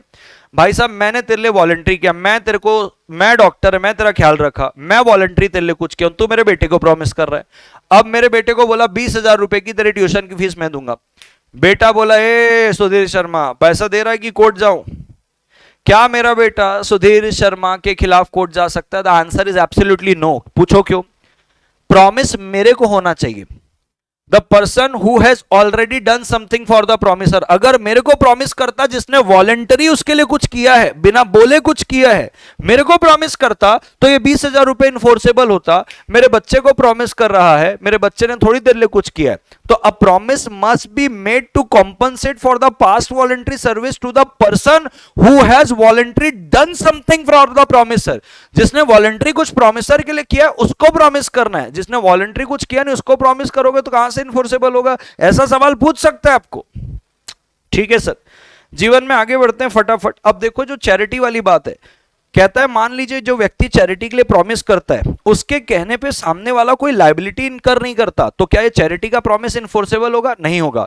लेकिन प्रॉमिस के दम पे सामने वाला लायबिलिटी ले लेता है तो क्या ये इन्फोर्सेबल होगा? द आंसर इज यस, क्योंकि सामने वाला लायबिलिटी लिया, ये एक प्रकार का सफिशिएंट कंसीडरेशन है, आपको प्रॉमिस्ड अमाउंट देना पड़ेगा। लेकिन आपके प्रॉमिस में सामने वाला लायबिलिटी नहीं ले रहा है, इस पे कोई भी प्रॉमिस्ड अमाउंट देने की कोई जरूरत नहीं, क्योंकि सामने कोई लायबिलिटी ही निकल के नहीं आई है। एंड दैट्स ऑल दोस्तों, ये यूनिट नंबर 2 का हुआ। याद रखना तीनों के तीनों टॉपिक इंपॉर्टेंट है। या तो डायरेक्ट क्वेश्चन पूछ लेगा डिफाइंड कंसीडरेशन, इसके लीगल रूल बताओ, या तो इनके लीगल रूल में किसी एक जगह प्रैक्टिकल क्वेश्चन बना के देगा, जैसे इनएडुकेट कंसीडरेशन में बोला। एक आता है प्रॉमिस, एक आता है performance, like consideration must be more than what one is legally और कॉन्ट्रैक्चुअली बाउंड टू परफॉर्म। वकील को तुमने बोला मैंने मर्डर किया है, 10 लाख रुपए तेरी कोर्ट की फीस है, वो तो देंगे ही देंगे। अभी अभी तेरी शादी हुई है, केस जितवा दिया ना तो 10 लाख का हनीमून पैकेज भी देंगे। वकील ने आपको केस जितवा दिया, अब 10 लाख रुपए हनीमून का पैकेज मांग रहा है। आप बोल रहे हो भाई साहब 10 लाख रुपए दे तो दिए जो तूने हमको केस जिताया है। अब जो 10 लाख रुपए और ऊपर देना है उसके बदले तू हमको क्या दे रहा है, कुछ भी नहीं दे रहा है, तो ये 10 लाख रुपए के लिए तू लायबल नहीं है, क्योंकि 10 लाख रुपए तुझे मिल चुके अपने कोर्ट के फीस के लिए। एक फायरमैन है, फायरमैन आग बुझा रहा है, एक मां आती है बोलती है मेरे बच्चे को बचाओ, मेरे बच्चे को बचाओ, फंस चुका है। फायरमैन बोलता है ये ले तू आग बचा, ये चले गया बच्चे की जान बचाने। फायरमैन का काम होता है आग बुझाने का, रेस्क्यू टीम का होता है जान बचाने का। फायरमैन ने अपने लीगल ऑब्लिगेशन से बढ़कर कुछ किया है, इसके लिए वो 5 लाख रुपए जो भी इनाम दी होगी उसकी मां ने 5 लाख रुपए देंगे, वो मांग सकता है। यही अगर रेस्क्यू टीम होती और रेस्क्यू टीम जाके बच्चे की जान बचा के आती, ये उनका लीगल ऑब्लिगेशन है, इसमें कुछ भी नहीं हुआ। आपके लीगल ऑब्लिगेशन से कुछ ज्यादा करते तो कंसिडरेशन मानते, या आपका लीगल ऑब्लिगेशन है इसको कंसिडरेशन नहीं माना जाएगा। तो दोस्तों ध्यान रखें, कंसिडरेशन उसके लीगल रूल्स, लीगल रूल में कहीं से भी प्रैक्टिकल क्वेश्चन या तो डायरेक्ट क्वेश्चन पूछ लेगा, डिफाइन कंसिडरेशन, इनके लीगल रूल बताओ। दूसरा, sued by a third party to a contract में ध्यान रखना covenant running with the land बहुत ज्यादा इंपॉर्टेंट है। ट्रस्ट वाले को एक बार देख के चलना कि बेनिफिशियरी उसको इन्फोर्स करा सकता है। नो कंसिडरेशन नो कॉन्ट्रैक्ट में 25(1), 25(2), 25(3) आपका natural love and affection, promise to compensate for past voluntary services और टाइम बार डेट, ये इंपॉर्टेंट है। और लास्ट का चैरिटी वाला इंपॉर्टेंट है। तो ये जितने टॉपिक लास्ट में बोला हूं ये हॉट टॉपिक है, लेकिन एक बार पूरा इसको देख के जाइएगा। चलिए तीसरे यूनिट में चलते। हाँ जी दोस्तों, let us start unit number 3 का पावर पैक हैकाथॉन। दोस्तों ये आपके इंस्टीट्यूट का सबसे फेवरेट यूनिट है। आप मान के चले हर अटेम्प्ट में इंस्टीट्यूट आपका जो फ्री कंसेंट वाला एरिया होता है, coercion, fraud, undue influence, misrepresentation, fraud, mistake, इस पे से एक आध क्वेश्चन किसी ना किसी एंगल में बनाता ही है। तो पहले तो ध्यान रख लिए कि फ्री कंसेंट वाला जितना भी एरिया है 15, 16, 17, 18, 20, 21, 22, यानी कि 15 आपका coercion, 16 undue influence, 17 fraud, 18 misrepresentation, 20, 21, 22 mistake, आपको इसको अच्छे से करके जाना है। इंस्टीट्यूट का फेवरेट यूनिट है। हां कभी कभी इंस्टीट्यूट इससे सवाल नहीं पूछता है, but most probably 80% of the case ये इंस्टीट्यूट का फेवरेट एरिया यूनिट नंबर 3, इस पे सवाल आता है। एक तो ये। नेक्स्ट आपको जो सवाल इसमें मिलेगा वो मिलेगा सेक्शन नंबर 11 से। माइनर के ऊपर सवाल बता देगा कि माइनर ने अपनी एज फ्रॉडुलेंट रिप्रेजेंट करके लैपटॉप ले लिया, पैसा उधारी में ले लिया, लिमकाना ना ढिमकाना, अब पैसा रिटर्न नहीं कर पा रहा है, सूट फाइल होगा कि नहीं। तो सेक्शन 11 हो गया, फ्री कंसेंट के सारे एलिमेंट हो गए। अब अपन मूव ऑन करते हैं इन चीजों पे। सेक्शन नंबर 23 के ऊपर आपसे सवाल पूछता है, जो अनलॉफुल ऑब्जेक्ट और अनलॉफुल एग्रीमेंट होते हैं ना, उस पे अपोज टू पब्लिक पॉलिसी है, उससे बहुत सवाल पूछता है कि भाई साहब गवर्नमेंट जॉब थी, एक ऑफिसर ने, जूनियर ऑफिसर ने सीनियर ऑफिसर को बोला 2 ही साल तो आपको बचा है, जितना 2 साल में आपको सरकारी सैलरी मिलेगी उससे ज्यादा मैं दे देता हूं, रिटायरमेंट ले लो, ताकि आप रिटायर होगे तो मैं आपकी जगह में आ जाऊंगा, मैं सीनियर हो जाऊंगा। इसको बोलते हैं no money consideration should be involved in public interest. Public office में कोई मनी कंसिडरेशन नहीं होना चाहिए, अपोज टू पब्लिक पॉलिसी है। सेक्शन नंबर 24 में जाओगे तो बोले अगर मान लो पार्टली लॉफुल कंसीडरेशन है या पार्टली लॉफुल ऑब्जेक्ट है और पार्टली अनलॉफुल ऑब्जेक्ट है, तो जितना सेपरेट हो सकता है वो वैलिड, जितना सेपरेट नहीं हो सकता है वॉइड। अगर सेपरेट हो सकता है तो, नहीं हो सकता पूरा का पूरा वॉइड। 26 बात करता है रिस्ट्रेंट ऑफ मैरिज की। ध्यान रखिएगा रिस्ट्रेंट ऑफ मैरिज में भी प्यारे सवाल बन सकते हैं, मैं आपको बताऊंगा क्या सवाल बन सकते हैं। 27 आता है रिस्ट्रेंट ऑफ ट्रेड, 28 आता है restraint of legal proceeding, 29 certainty of meaning, as such बहुत ज्यादा क्वेश्चन नहीं, वेगरिंग में भी ऐसे ही हल्का फुल्का पढ़ के चले जाओ बस हो जाएगा। तो आपका 26, 27, 28 ये सेक्शन 26, 27, 28, उसमें भी 27 और 28 ज्यादा इंपॉर्टेंट है। सेक्शन 27 और section 28। Section number 23, section 23, section 24, 27, 28 ये एक्सप्रेसली डिक्लेयर्ड वॉइड एग्रीमेंट है, इसको भी अच्छे से पढ़ के जाना है। Let's start. क्या क्या सवाल इस पे पूछ सकते हैं, इंपॉर्टेंट क्वेश्चन, इंपॉर्टेंट सेक्शन आपको मैंने पहले ही बता दिया। सबसे पहले मैं आपको लेके चलता हूं माइनर की ओर। माइनर का दोस्तों आपको पहले ही पता है। देखो भाई माइनर सेक्शन 11 के हिसाब से इनकॉम्पिटेंट टू कॉन्ट्रैक्ट है। कोई भी एग्रीमेंट माइनर के साथ आप करोगे वॉइड एब इनिशियो है। माइनर पर्सनली लायबल नहीं होता है, माइनर नेसेसरीज के लिए लायबल होगा, मतलब माइनर लायबल नहीं होगा, माइनर का स्टेट लायबल होगा अगर है तो। अगर स्टेट नहीं हुआ तो जो पर्सन ने नेसेसरी प्रोवाइड किया वो उसका बेड डेट होगा, आप ये मान के चलें। अब सवाल क्या क्या पूछ सकता है माइनर में, मैं फटाफट आपको बता देता हूं, मजा आएगा आपको। सबसे पहला, राहुल भाई साहब एक माइनर है। राहुल फॉल्सली अपनी एज को क्या करता है, बताता है कि भाई मैं माइनर नहीं हूं, मैं मेजर हूं। अपनी वॉच गिरवी रखता है एक शॉपकीपर के पास, बराबर है क्या, उससे लेता है 40,000 का लोन। इस 40,000 में वो 30,000 रुपए का लैपटॉप खरीदता है और 10,000 रुपए अपने दोस्तों के साथ उड़ा देता है। बाद में राहुल को रियलाइज होता है मेरी घड़ी बहुत महंगी है, शॉपकीपर के पास जाता है और कहता है मेरे को मेरी घड़ी वापस चाहिए, बराबर है क्या, और कहता है मैं 40,000 रुपए भी नहीं दूंगा। शॉपकीपर डिसएग्री करता है, कहता है भाई साहब मैं तेरे ऊपर केस फाइल करूंगा। क्या शॉपकीपर केस फाइल कर सकता है? The answer is absolutely no, क्योंकि minor is never personally liable. तो क्या सर माइनर को उसकी घड़ी वापस मिलेगी? भाई देखो सीधी सी बात है, माइनर अगर कोई प्लेज भी कर रहा है, घड़ी का प्लेज किया तो माइनर है भाई साहब, वो तो वैलिड है नहीं, तो कायदे से तो प्लेज हुआ ही नहीं, तो माइनर को वो घड़ी वापस मिलनी चाहिए। लेकिन सवाल ये पूछ रहा है कि क्या उसके ऊपर सूट फाइल हो सकता है? सूट फाइल नहीं होगा। तो सर कोर्ट क्या दिला सकता है शॉपकीपर को? कोर्ट ये बोल सकता है कि देखो वो 10,000 रुपए तो उसने खर्चा कर दिया, अगर माइनर के पास वो लैपटॉप आज भी रखा है तो कोर्ट सिर्फ इतना ऑर्डर कर सकता है कि वो लैपटॉप को रीस्टोर करवा देगा, बट शॉपकीपर सूट फाइल नहीं कर सकता कि मेरे को पूरा का पूरा 40,000 है। आप मान के चलिए शॉपकीपर का 10,000 रुपए बेड डेट हो गया, लैपटॉप अगर आज भी राहुल के पास है तो राहुल के लैपटॉप को रीस्टोर करवा दिया जाएगा। सवाल कहीं पे भी ये नहीं पूछा कि क्या राहुल अपनी घड़ी वापस ले सकता, सवाल बस यही पूछा कि क्या शॉपकीपर सक्सेस होगा क्या, तो शॉपकीपर तो सक्सेस नहीं होगा भाई, सूट नहीं फाइल कर पाएगा। अगर सवाल यह पूछता कि राहुल को उसकी घड़ी वापस मिलेगी क्या, तो इसका जवाब हां हो सकता है, क्योंकि जो प्लेज राहुल ने अपनी घड़ी का किया है, क्योंकि वो माइनर है, वो वैलिड प्लेज माना नहीं जाएगा। जीवन में आगे बढ़ते हैं दोस्तों। अब इसी प्रकार से एक क्वेश्चन आता है, सृष्टि नाम की एक बच्ची रहती है, वो 60,000 रुपए का लैपटॉप लेती है लोन पे और बोलती है मैं इसका पैसा आपको चुका दूंगी। गुप्ता जी के नाम से एक शॉप है एसपी लैपटॉप करके, उनसे लेती है और कहती है देखो मैं नहीं पे कर पाऊंगी ना तो मेरे फादर से ले लेना। अब जैसे ही ड्यू डेट आती है वो पैसे नहीं देती है। गुप्ता जी बोलते हैं भाई साहब मैं सूट फाइल करूंगा, वो कहती है मैं माइनर हूं, आप मेरे से सूट फाइल नहीं कर सकते, जब मैं मेजर होंगी तो ही आप मेरे से पैसा मांगना, अभी तो आप मेरे से 1 रुपए नहीं मांग सकते। सवाल ये आता है क्या गुप्ता जी सृष्टि के खिलाफ सूट फाइल कर सकते हैं? The answer is no. क्या गुप्ता जी राम उसके जो फादर है सृष्टि के, उसके खिलाफ सूट फाइल कर सकते हैं? नहीं। माइनर अगर अनऑथराइज एक्ट करता है तो उसके पेरेंट और गार्डियन लायबल नहीं होते। तो क्या सृष्टि का ये अनऑथराइज एक्ट था? The answer is absolutely yes. पूरे क्वेश्चन में कहीं नहीं बताया है कि सृष्टि को उसके पेरेंट ने ऑथराइज किया था कि तू जा लैपटॉप लेके आ जा, तो इट इज अज्यूम्ड कि सृष्टि का जो एक्ट है वो अनऑथराइज एक्ट है, और माइनर के अनऑथराइज एक्ट के लिए ना तो पेरेंट लायबल होता है ना तो गार्डियन लायबल होता है, तो राम भी लायबल नहीं होगा जो उसका फादर है। तीसरा, जब सृष्टि जो है मेजर हो जाएगी, मैच्योरिटी अटेंड कर लेगी, क्या तब सूट फाइल कर सकते? इस पे रूल लगता है no ratification on attaining majority. भाई साहब जो चीज पहले से ही वॉइड है उसको रेटिफाई कैसे करोगे? रेटिफाई का मतलब होता है सब्सिक्वेंट अप्रूवल। तो भाई साहब सब्सिक्वेंट अप्रूवल कैसे होगा? कैसे होगा सब्सिक्वेंट? जब जो चीज पीछे थी वही वॉइड थी, उसको अप्रूव कैसे करोगे? तो no ratification on attaining majority, बिल्कुल ये सरासर गलत बात है। मैं जीवन में आगे बढ़ता हूं दोस्तों। अब देखो दोस्तों, कोर्जन आप सबको पता है, कोर्जन 2 तरीके से होता है। पहला, जब आप आईपीसी का कोई एक्ट कर रहे हो या आप थ्रेट कर रहे हो कि आप कर दोगे, और अनलॉफुल डिटेंशन कर रहे हो प्रॉपर्टी का, दोनों में से कोई भी एक हरकत with intention to enter into a contract. आप किसी को बोल दिया मैं तेरे को जान से मार दूंगा क्योंकि तू मेरी पड़ोसन को लाइन मारता है।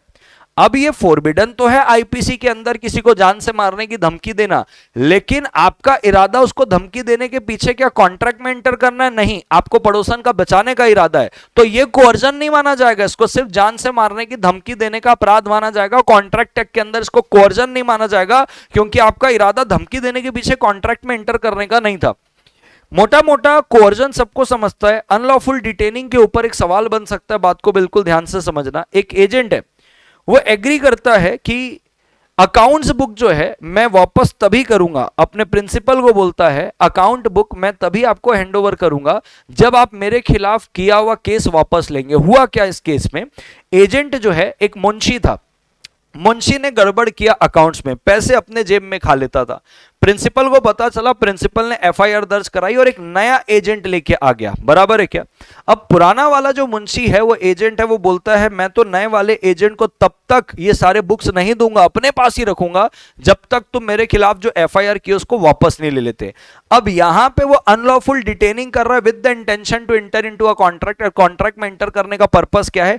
रिलीज करवाना, अपने केस से बरी होना, राजीनामा करवाना, रिलीज डीड इसको बोलते हैं। इसको कोर्जन बोला जाएगा। भले ही मालिक मान लो ऐसा कर भी देता है, केस वापस ले लेता है और बाद में फिर केस करता है तो भी चलेगा, क्योंकि मालिक की केस आपने कोवर्जन करके, मालिक की कंसेंट आपने कोवर्जन करके लिए। तो ऐसे अनलॉफुल डिटेनिंग में आज तक सवाल नहीं आया, बट आगे ये सवाल आ सकता है। मैं जीवन में आगे बढ़ता हूं, क्या थ्रेट टू कमिट सुसाइड, क्या ये कोवर्जन माना जाएगा? दोस्तों देखो, कहीं पे भी आईपीसी के अंदर आपको सुसाइड करने के लिए, यानी कि अगर आप थ्रेट कर रहे हो कि मैं सुसाइड कर लूंगा, या आप सुसाइड कर लेते हैं, बराबर है क्या, इसको पनिशेबल नहीं बोला है। क्यों? क्योंकि भाई जो आदमी सुसाइड कर लिया तो वैसे ही मर गया है, पनिशेबल किधर है, फिर कैसे करोगे? बट बहुत सारे केस लॉस के अंदर बोला है अगर आप थ्रेट कर रहे हो टू कमिट सुसाइड, इसको कोर्जन माना जाएगा, अगर आप किसी को थ्रेट करके कॉन्ट्रैक्ट में एंटर करवाना चाहते हो तो। अनड्यू इन्फ्लुएंस आपको पता ही है, तीन चीजें याद रखनी है। पार्टी का रिलेशन होना चाहिए, एक पार्टी डोमिनेंट पोजीशन में, दूसरी पार्टी वीकर पोजीशन में। डोमिनेंट पार्टी अपने डोमिनेंस का इस्तेमाल करता है वीकर पार्टी का अनफेयर एडवांटेज लेने के लिए, बराबर है क्या? इसको बोला जाता है भाई साहब, क्या है ये? अनड्यू इन्फ्लुएंस है। No undue influence in the ordinary course of business. और तीन सिचुएशन आपको मिलेगी जहां पे आपको मान के चलना है कि डोमिनेंट पार्टी तो है ही है, बस आपको यूज और अनफेयर एडवांटेज बता के लेना है। पहला, जब आप रियल और अपेरेंट अथॉरिटी रखते हो, जब फिड्यूशियरी रिलेशनशिप है, जब आप जिसके साथ कॉन्ट्रैक्ट कर रहे हो उसकी मेंटल कैपेसिटी टेम्पररी और परमानेंटली अफेक्टेड है, या तो ओल्ड एज की वजह से, या तो इलनेस की वजह से, या तो बॉडीली डिस्ट्रेस की वजह से। मैं उम्मीद करता हूं इसके जो सवाल है बड़े इजी आपको बनते होंगे। जैसे कि चंदन वाला है, चंदन को दांत बहुत दुखता है और डेंटिस्ट के पास जाता है, डेंटिस्ट बोलता है 5,000 रुपए देगा तो ही तेरा दांत तोड़ूंगा, नहीं तो मर जा। मरता क्या नहीं करता, उसने बोल दिया 5,000 दूंगा, जहां 300 रुपए लगते 5,000 रुपए दांत तोड़वा के आया। बाद में चंदन कोर्ट में चले गया कि मेरी कंसेंट कैसे ली गई थी, मजबूरी का फायदा उठा के, अनड्यू इन्फ्लुएंस करके, डॉक्टर डोमिनेंट पोजीशन में था। तो कोर्ट क्या करेगा, इसको वॉइडेबल तो बोल देगा, सेट असाइड कर देगा 19A के अंदर, और साथ साथ में चंदन को बोलेगा भाई साहब 300 रुपए तो दे दे, जो बनता है वाजिब फीस है वो तो दे दे। क्योंकि 19 यही बोलता है कि कोर्ट के पास या तो एब्सोल्यूट सेट असाइड करने का पावर है, या तो उन टर्म्स एंड कंडीशन में सेट असाइड करने का पावर है जो कोर्ट को उचित लगता है। तो पूरा क्यों सेट असाइड किया? तुमने 300 रुपए का बेनिफिट लिया ना, 5,000 मत दो, लेकिन 300 रुपए तो देना पड़ेगा। जीवन में आगे बढ़ता हूं, ए नाम का एक एम्प्लॉयर अपने एम्प्लॉय को बोलता है, बराबर है क्या, कि भाई अपना घर बेच दे मुझे मार्केट प्राइस से कम में। बी बेचारा बेच देता है ये सोच के कि भाई मेरा मालिक है, शायद मेरा प्रमोशन ना रोक दे, और बी को बाद में लगता है कि यार मेरे को नहीं देना था। तो क्या बी के साथ अनड्यू इन्फ्लुएंस हुआ है? The answer is yes. आप अपना घर वापस ले सकते हो। तो contract between A and B क्या है? वॉइडेबल है। अब दोस्तों मैं फ्रॉड में चलता हूं। फ्रॉड में एक मेरे को प्रबल संभावना लग रही, क्वेश्चन पूछ सकता है, mayor silence is not a fraud करके जो सवाल है ना, उस पर पूछ सकता है। लेकिन उसके एक्सेप्शन क्या है? जब फिड्यूशियरी रिलेशनशिप है तब आपको चुप नहीं रहना, तब आपको बोलना है, बराबर है। Silence is equal to speech होता है, तो ध्यान रखना। अभी देखो जैसे है, P says nothing about the unsoundness of horse, बराबर है क्या? Q को, Q कौन है भाई साहब? Q बायर है, वो घोड़ा खरीदने आया है। P कौन है? सेलर है, ये घोड़ा बेच रहा है। सर घोड़ा अनसाउंड माइंड का है क्या? हाँ, बट दिख साउंड माइंड का रहा है अनसाउंड माइंड, ये सिर्फ P को पता है जो बेच रहा है। अब क्या वो उसको Q को बताना पड़ेगा कि घोड़ा अनसाउंड माइंड का है करके? बराबर है क्या? नहीं बताना पड़ेगा। Mayor silence is not a fraud. लेकिन बोलता है ऐसे ही मान लो कि Q जो है, ये जो Q है, जो बायर है, ये P की डॉटर है, ये P की डॉटर है, ये तो फिड्यूशियरी रिलेशनशिप हो गया। तो यहां पे कोई फ्रॉड नहीं माना जाएगा पहले केस में, लेकिन दूसरे केस में फ्रॉड माना जाएगा क्योंकि फिड्यूशियरी रिलेशनशिप है। अगर Q P को बोलता है, अगर तुम कुछ भी नहीं बोलोगे मैं मान के चलूंगा कि घोड़ा साउंड का है, P ने कुछ बोला ही नहीं, इसको बोलते हैं silence is equal to speech. इस प्रकार के आपको सवाल आ सकते हैं, ध्यान रखिएगा। आगे बढ़ते हैं जीवन में। अब देखो ये एक सवाल है जो एक्टिव कंसीलमेंट के ऊपर है, ऐसे भी सवाल आपको पूछ सकता है। करण एग्री कर रहा है कि भाई वुडन टेबल लेगा किसके? एक्स से लेगा। करण एग्री करता है वुडन टेबल ले रहा है, स्टडी टेबल एक्स से, बराबर है क्या? टेबल अच्छी कंडीशन में था जब करण ने उसको एग्जामिन किया था, कोई डिफेक्ट उसके अंदर नहीं आया था, बराबर है क्या? करण उसके लिए 20,000 रुपए पे करता है। बाद में पता चलता है उसका एक पैर टूटा हुआ था। क्यों भाई साहब? ये जो एक्स है ना, वो एक पैर जो टूटा हुआ था उस पे पेस्ट लगा के, पॉलिश लगा के उस डिफेक्ट को छुपा दिया था। करण उसका रीजनेबल एग्जामिनेशन करता तो भी करण को ये डिफेक्ट पता नहीं चलता। इसकी वजह से इसको एक्टिव कंसीलमेंट माना जाएगा। रीजनेबल एग्जामिनेशन करने के बाद भी ये डिफेक्ट नहीं पता चलता क्योंकि आपने उसको पेस्ट करके एक्टिवली छुपा के रखा था, फ्रॉड माना जाएगा। बिल्कुल करण के ऑप्शन में कॉन्ट्रैक्ट क्या है? वॉइडेबल है, करण रिसाइन कर सकता है। अब देखो mayor silence is not a fraud का क्वेश्चन है। कपिल जाता है डिपार्टमेंटल स्टोर पे, कहता है मेरे को स्टील पेन चाहिए, बराबर है। सेल्समैन बोलता है वो देखो वहां पे रखा हुआ है स्टील पेन। अब जब कपिल जाता है, स्टील पेन की जगह वो एल्यूमिनियम पेन खरीद लेता है और उसका पैसा देके चले जाता है। अब कपिल बोलता है कि भाई साहब डिपार्टमेंटल स्टोर ने मेरे साथ फ्रॉड किया। कोई फ्रॉड नहीं किया भाई, वो चुप था। उसने आपको दिखाया वहां पे स्टील पेन रखा हुआ है, आप एल्यूमिनियम पेन लेके आए हो। वो देख रहा था, शॉपकीपर देख रहा था, उसके बाद भी आपको टोका नहीं। आप एल्यूमिनियम पेन ले रहे थे फिर भी टोका नहीं, बट फिर भी फ्रॉड नहीं माना जाएगा, क्योंकि उसने झूठ किधर बोला, आपने मांगा भाई स्टील पेन किधर है, उसने दिखा दिया इधर है। अब वहां जाके आप कोई दूसरा पेन लेके आ रहे हैं, उस पर शॉपकीपर की गलती नहीं है, बिल्कुल भी फ्रॉड नहीं है। इसको बोलेंगे mere silence is not a fraud, ठीक है। तो there was no fraud and Kapil was not eligible to file a suit, ठीक है सर। मिसरिप्रेजेंटेशन के ऊपर आपको सवाल पूछ सकता है, बढ़िया सवाल आपको मैं बताता हूं। देखो, साहिल जो है एक कार डीलर है, राजू जो है साहिल को अपनी कार बेचता है। राहुल जब कार बेचता है ना, तो राहुल एक्सीडेंटल कार बेचता है साहिल को। अब साहिल के पास एक अक्षय नाम का कस्टमर आता है और अक्षय बोलता है कि साहिल भाई साहब मेरे को एक्सीडेंटल फ्री गाड़ी चाहिए। अब साहिल को तो ये बात पता नहीं थी कि भाई वो एक्सीडेंटल कार है, राहुल ने तो फ्रॉड किया था साहिल के साथ, झूठ झूठ बोला था कि कार एकदम बढ़िया है मेरी। अब साहिल वही कार टिका दिया किसको, अक्षय को, ये बोल के कि ये नॉन एक्सीडेंटल कार है। अक्षय को बाद में पता चलता है कि भाई ये तो एक्सीडेंटल कार थी। वो फ्रॉड का केस लगाता है साहिल के ऊपर। बट क्या साहिल ने फ्रॉड किया? The answer is absolutely no. Sahil ने किसी भी प्रकार का कोई भी फ्रॉड नहीं किया। पूछो क्यों? क्योंकि साहिल के साथ खुद फ्रॉड हुआ बेचारा। वो तो इनोसेंटली बोला अक्षय को कि भाई जो कार है वो एक्सीडेंटल नहीं है, फ्री फ्रॉम एक्सीडेंट है। तो साहिल ने मिस रिप्रेजेंटेशन किया, साहिल ने फ्रॉड नहीं किया। तो अक्षय साहिल के ऊपर फ्रॉड का केस नहीं लगा सकता। अक्षय साहिल के ऊपर मिस रिप्रेजेंटेशन का केस लगाएगा और कॉन्ट्रैक्ट को वॉइड करेगा। अक्षय डैमेज नहीं मांग सकता साहिल से, क्योंकि साहिल ने फ्रॉड नहीं किया, सिर्फ कॉन्ट्रैक्ट वॉइडेबल है। डैमेज तब मांग पाता अक्षय जब साहिल ने फ्रॉड किया होता। तो कॉन्ट्रैक्ट वॉइडेबल तो है, बट अक्षय डैमेज नहीं मांग पाएगा क्योंकि साहिल ने फ्रॉड नहीं किया। यह सेक्शन नंबर 18 है, याद रखिएगा। जीवन में मैं आगे बढ़ता हूं दोस्तों। अब देखो, सामंत नाम का व्यक्ति है, वो उसके पास मोटर कार है, वो छोटू को बेच रहा है और छोटू को बोलता है भाई साहब 30 किलोमीटर हर लीटर के पेट्रोल पे ये एवरेज देती है। गाड़ी का फ्यूल मीटर और स्पीड मीटर चल रहा है। जब छोटू लेता है तो छोटू को पता लगता है कि भाई साहब ये तो 30 किलोमीटर का एवरेज नहीं दे रही है। तो छोटू बोलता है भाई मेरे साथ क्या हुआ है, मिसरिप्रेजेंटेशन हुआ है, मेरे को आपका कॉन्ट्रैक्ट क्या करना है, रिसाइन। लेकिन आपको सेक्शन नंबर 19 का एक्सेप्शन क्या बोलता है? जब पार्टीज के पास मींस अवेलेबल हैं to discover the truth with ordinary diligence, इसको मिसरिप्रेजेंटेशन नहीं बोलेंगे। भाई साहब स्पीड मीटर और फ्यूल मीटर दोनों तो बराबर काम कर रहा था, एक बटन दबाता पता चल जाता कितना एवरेज दे रहे हैं। यहां पे किसी भी प्रकार का मिसरिप्रेजेंटेशन नहीं है, कॉन्ट्रैक्ट वॉइडेबल नहीं माना जाएगा। अब देखो, एक्स शेयर खरीद रहा है, प्रोस्पेक्टस में एक स्टेटमेंट है कि एक जेड नाम का व्यक्ति कंपनी का डायरेक्टर है। एक्स ने कभी जेड के बारे से सुना ही नहीं था और उसको जेड से कोई लेना देना था ही नहीं, और उसने प्रोस्पेक्टस को देख के ले लिया। अब सवाल आता है, जब जेड से उसका कोई लेना देना ही नहीं था, ना जेड को जानता था, ना उसके लिए वो मटेरियल फैक्ट था, क्या इसको मिसरिप्रेजेंटेशन माना जाएगा? नहीं माना जाएगा। क्यों? क्योंकि भाई साहब उसको उस अनट्रू स्टेटमेंट से कुछ लेना ही देना नहीं था।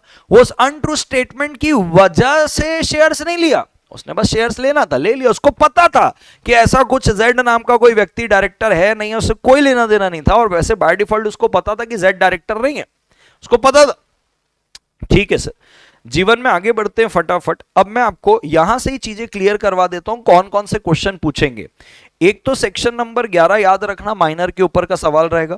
20 के ऊपर दोनों पार्टी अगर म्यूचुअल मिस्टेक करते हैं एग्रीमेंट वॉइड होता है। सेक्शन नंबर 23 के ऊपर भर भर के सवाल पूछता है अपोज टू पब्लिक पॉलिसी के ऊपर। 3-4 सवाल पूछेगा अपोज टू पब्लिक पॉलिसी में, मैं आपको बता देता हूं। अगर एग्रीमेंट का ऑब्जेक्ट और एग्रीमेंट का consideration oppose to public policy है, बराबर है क्या, तो भाई साहब इस परिस्थिति के अंदर एग्रीमेंट आपका वॉइड माना जाएगा। जैसे मैंने एक एग्जांपल दिया कि जूनियर ऑफिसर सीनियर सरकारी ऑफिसर को बोल रहा है 2 साल में जितना आप सैलरी कमाओगे मैं आपको दे देता हूं, आप रिटायरमेंट ले लो, आपकी जगह मैं आ जाऊंगा। No money consideration should be involve in public office. ये बोलता है भाई पब्लिक ऑफिस जनता की सेवा में आप पैसे से हेर फेर कर रहे हो, आप खरीदोगे क्या सरकारी ऑफिस को? ये तो भाई ऐसा है कि सरकार को डिसाइड करने दो, पैनल को डिसाइड करने दो, जनता को डिसाइड करने दो कि कौन सेवा करेगा। एक तो ये वाली बात आप ध्यान रखना। एक आता है अपोज टू पब्लिक पॉलिसी में, बहुत बेहतरीन बता रहा हूं, जब आप ट्रेड कॉम्बिनेशन कर रहे हो जिससे मोनोपोली क्रिएट हो रही है, जैसे कि मान लीजिए एक अर्जुन है, करण है, दोनों के दोनों उत्तर प्रदेश के अंदर एक पॉपुलर ब्रांड है, मतलब नाम ही, ब्रांड का नाम ही है पॉपुलर ब्रांड व्हीट, ये ब्रांड का नाम ही है पॉपुलर ब्रांड व्हीट। बी भी बेच रहा है उत्तर प्रदेश में पॉपुलर ब्रांड व्हीट, ए भी बेच रहा है, अर्जुन भी बेच रहा है, करण भी बेच रहा है। अब अर्जुन को दिखा यार ये धंधा तो बहुत बढ़िया है, पॉपुलर ब्रांड वाला व्हीट जो है बहुत बढ़िया बिक रहा है। अर्जुन करण को ऑफर करता है मैं तेरे को 20 लाख रुपए देता हूं, ये पॉपुलर ब्रांड वाला व्हीट मत बेच, बाकी जो व्हीट बेचना है बेच, पॉपुलर ब्रांड वाला सिर्फ मेरे को बेचने दे। ये आप ट्रेड कॉम्बिनेशन अर्जुन कर रहे हो मोनोपोली क्रिएट करने के लिए। बी ने बोला चल मैं नहीं बेचूंगा, मेरे को 20 लाख दे दे, बी ने बेचना बंद कर दिया। अब ए उसको 20 लाख रुपए नहीं दे रहा है, क्या बी कोर्ट में जा सकता है? नहीं, ये अपोज टू पब्लिक पॉलिसी है। आप ट्रेड कॉम्बिनेशन करके मोनोपोली क्रिएट कर रहे थे, oppose to public policy, agreement void है, तो वॉइड एग्रीमेंट तो इन्फोर्सेबल ही नहीं, तो बी ए के खिलाफ कोर्ट में जा नहीं सकता है। एक इस पे और सवाल आता है interference with the course of justice के ऊपर, कि आप जज को 10 लाख रुपए दे दिए कि बोले ये मेरा ऑपोजिट पार्टी आएगा, इसका पूरा केस सुनना ही मत, इसी को डांट फटकार देना, इससे मेरा केस मजबूत हो जाएगा। जज साहब बोले ठीक है मेरे को 10 लाख रुपए दे देना। या मैं पुलिस वाले को बोल दिया एक बंदा आएगा उसका मैंने हाथ पैर तोड़ा था, उसके घर वाले आएंगे तो एफआईआर मत लिखवाना उसकी, पुलिस वाले को भी पैसे दे दिया। ये सारी चीजें अपोज टू पब्लिक पॉलिसी है, इसको साथ में interference with the course of justice भी बोलते हैं। सेक्शन 10 के अंदर ये अनलॉफुल ऑब्जेक्ट में, सेक्शन नंबर 23 पे ये अपोज टू पब्लिक पॉलिसी, क्योंकि interference with the course of justice है। इन सारी परिस्थितियों में कल को मैं पुलिस वाले को पैसे नहीं देता हूं, जज को पैसे नहीं देता हूं, कोई मेरे को कोई केस फाइल नहीं कर सकता कि आपने बोला था पैसे देंगे, क्योंकि अपोज टू पब्लिक पॉलिसी है। अब पार्टली ऑब्जेक्ट लॉफुल है, पार्टली अनलॉफुल है, सेपरेबल है तो सेपरेट वाला वैलिड, अनसेपरेट वाला क्या हो जाएगा? वॉइड। रिस्ट्रेंट ऑफ मैरिज के ऊपर मैं बताऊंगा कैसे सवाल पूछेंगे, बट पहले रिस्ट्रेंट ऑफ ट्रेड को समझ के लो, ध्यान से समझना। एक चार्टर्ड अकाउंटेंट है, एक ट्रेनी को अपने पास रखता है और ट्रेनी को बोलता है भाई साहब तू जब तक 3 साल मेरे पास है किसी भी कीमत में अपनी खुद की प्रैक्टिस मत शुरू करना, और मेरे कॉम्पिटिटर के साथ कभी धंधा नहीं करेगा इस 20 किलोमीटर के एरिया में। ठीक है सर। कुछ हरकत करता है, उसको 1 साल में भगा दिया जाता है, या वो 1 साल में खुद चले जाता है और उसी 20 किलोमीटर के एरिया में अपनी प्रैक्टिस शुरू कर सकता है। क्या रिस्ट्रेन कर सकते हैं? The answer is yes. ये एक्सेप्शन के अंदर आता है, क्योंकि भाई ये लॉजिकल है, आप पूरे उसके क्लाइंट बेस को लेकर अपना धंधा शुरू करने लग जाओगे। अब रिस्ट्रेंट ऑफ ट्रेड में एक सवाल और आता है, ध्यान से समझना। मैं हूं भाई अर्जुन, मैंने करण को अपना आर्टिफिशियल ज्वेलरी का धंधा बेचा है, बराबर। कितने में बेचा है? 2 करोड़ में, आर्टिफिशियल ज्वेलरी का। अब करण क्या बोलता है?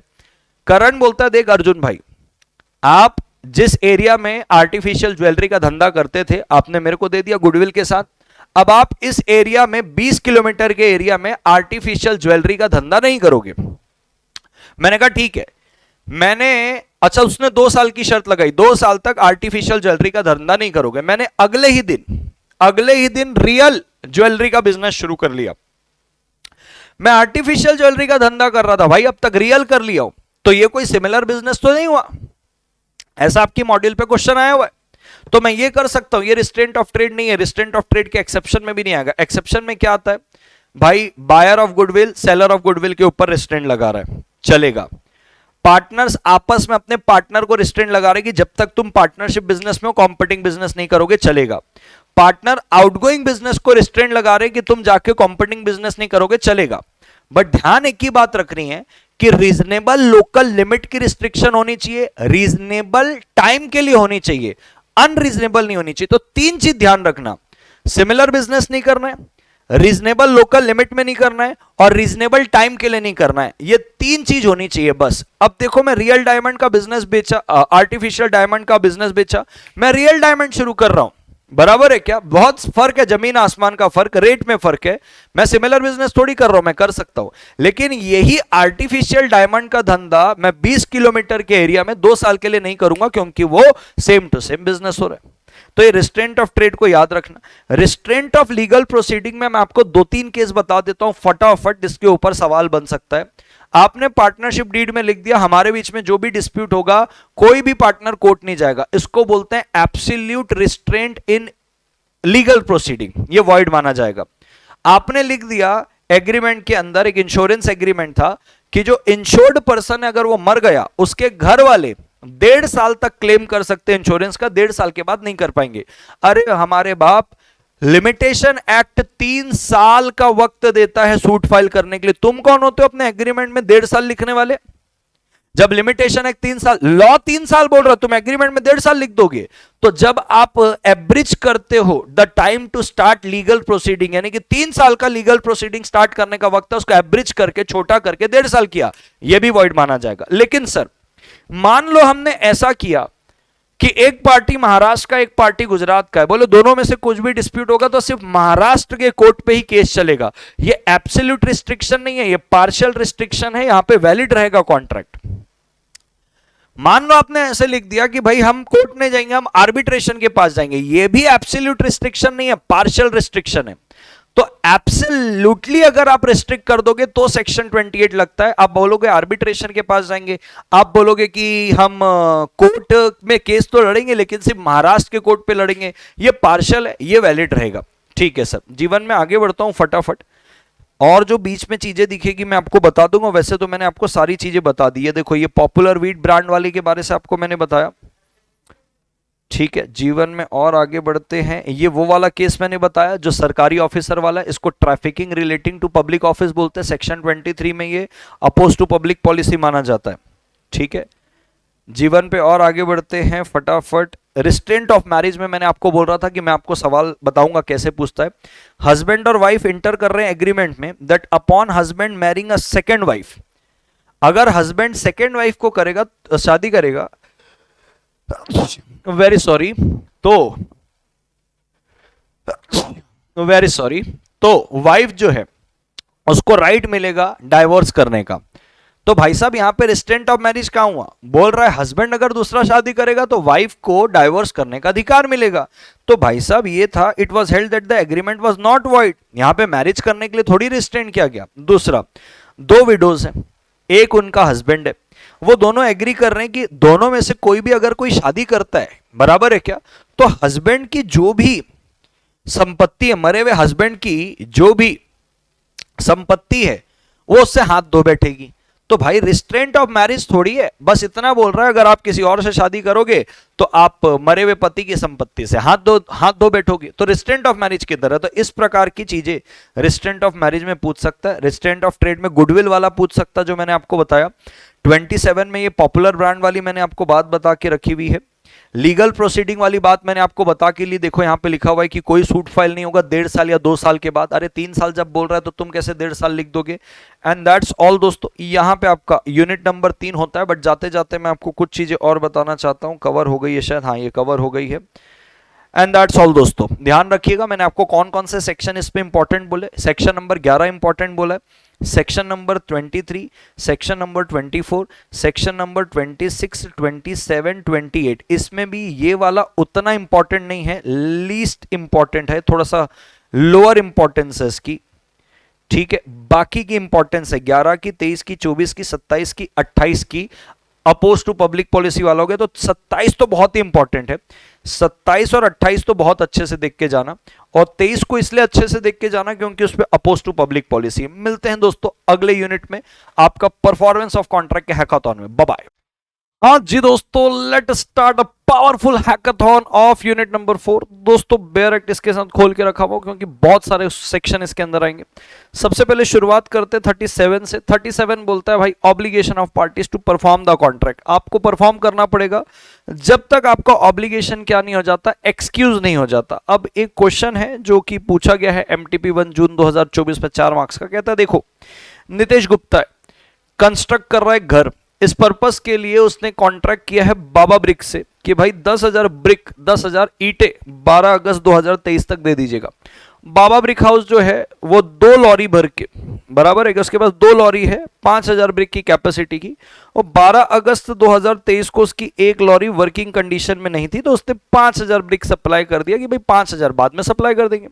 नितेश गुप्ता कहता है भैया मैं कैंसिल करूंगा कॉन्ट्रैक्ट को। क्यों? क्योंकि तुमने एज पर कॉन्ट्रैक्ट काम नहीं किया। बाबा ब्रिक का कहना यह है कि भाई मेरी तरफ से कोई फॉल्ट नहीं था, वो गाड़ी खराब हो गई तो मैं क्या करूंगा। आपको बताना है क्या नितेश गुप्ता अवॉइड कर सकता है। तो दोस्तों सेक्शन नंबर 37 साफ बोलता है कि भाई पार्टी को परफॉर्म करना पड़ेगा जब तक आपका परफॉर्मेंस एक्सक्यूज नहीं हो जाता under the provision of the contract act और एनी अदर लॉ।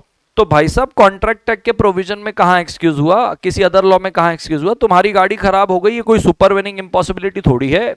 दूसरी गाड़ी लाते, उस पे 5,000 का ईटा भर के देते। तो यहां पे ये सारी प्ली को देखते हुए कि भाई नितेश गुप्ता राइट है, वो अवॉइड कर सकते हैं, क्योंकि किसी भी प्रकार का कोई एज सच एक्सक्यूज, कोई सुपर वेनिंग इंपॉसिबिलिटी, इलीगैलिटी नहीं आई थी। ठीक है सर। राहुल है, राहुल यहाँ पे जूट बैग बनाता है। उसने सोनिया के साथ कॉन्ट्रैक्ट किया कि भाई साहब मेरे को सप्लाई किया जाए रॉ जूट, और वो सोनिया को बोला कि भाई देखो ये जो मैन्युफैक्चरिंग है 27 तारीख को शुरू होगी, तो सोनिया आप 25 तारीख को मेरे को रॉ जूट सप्लाई कर लेना, ताकि 2 दिन हमारे पास क्वालिटी चेक के लिए रहेगा।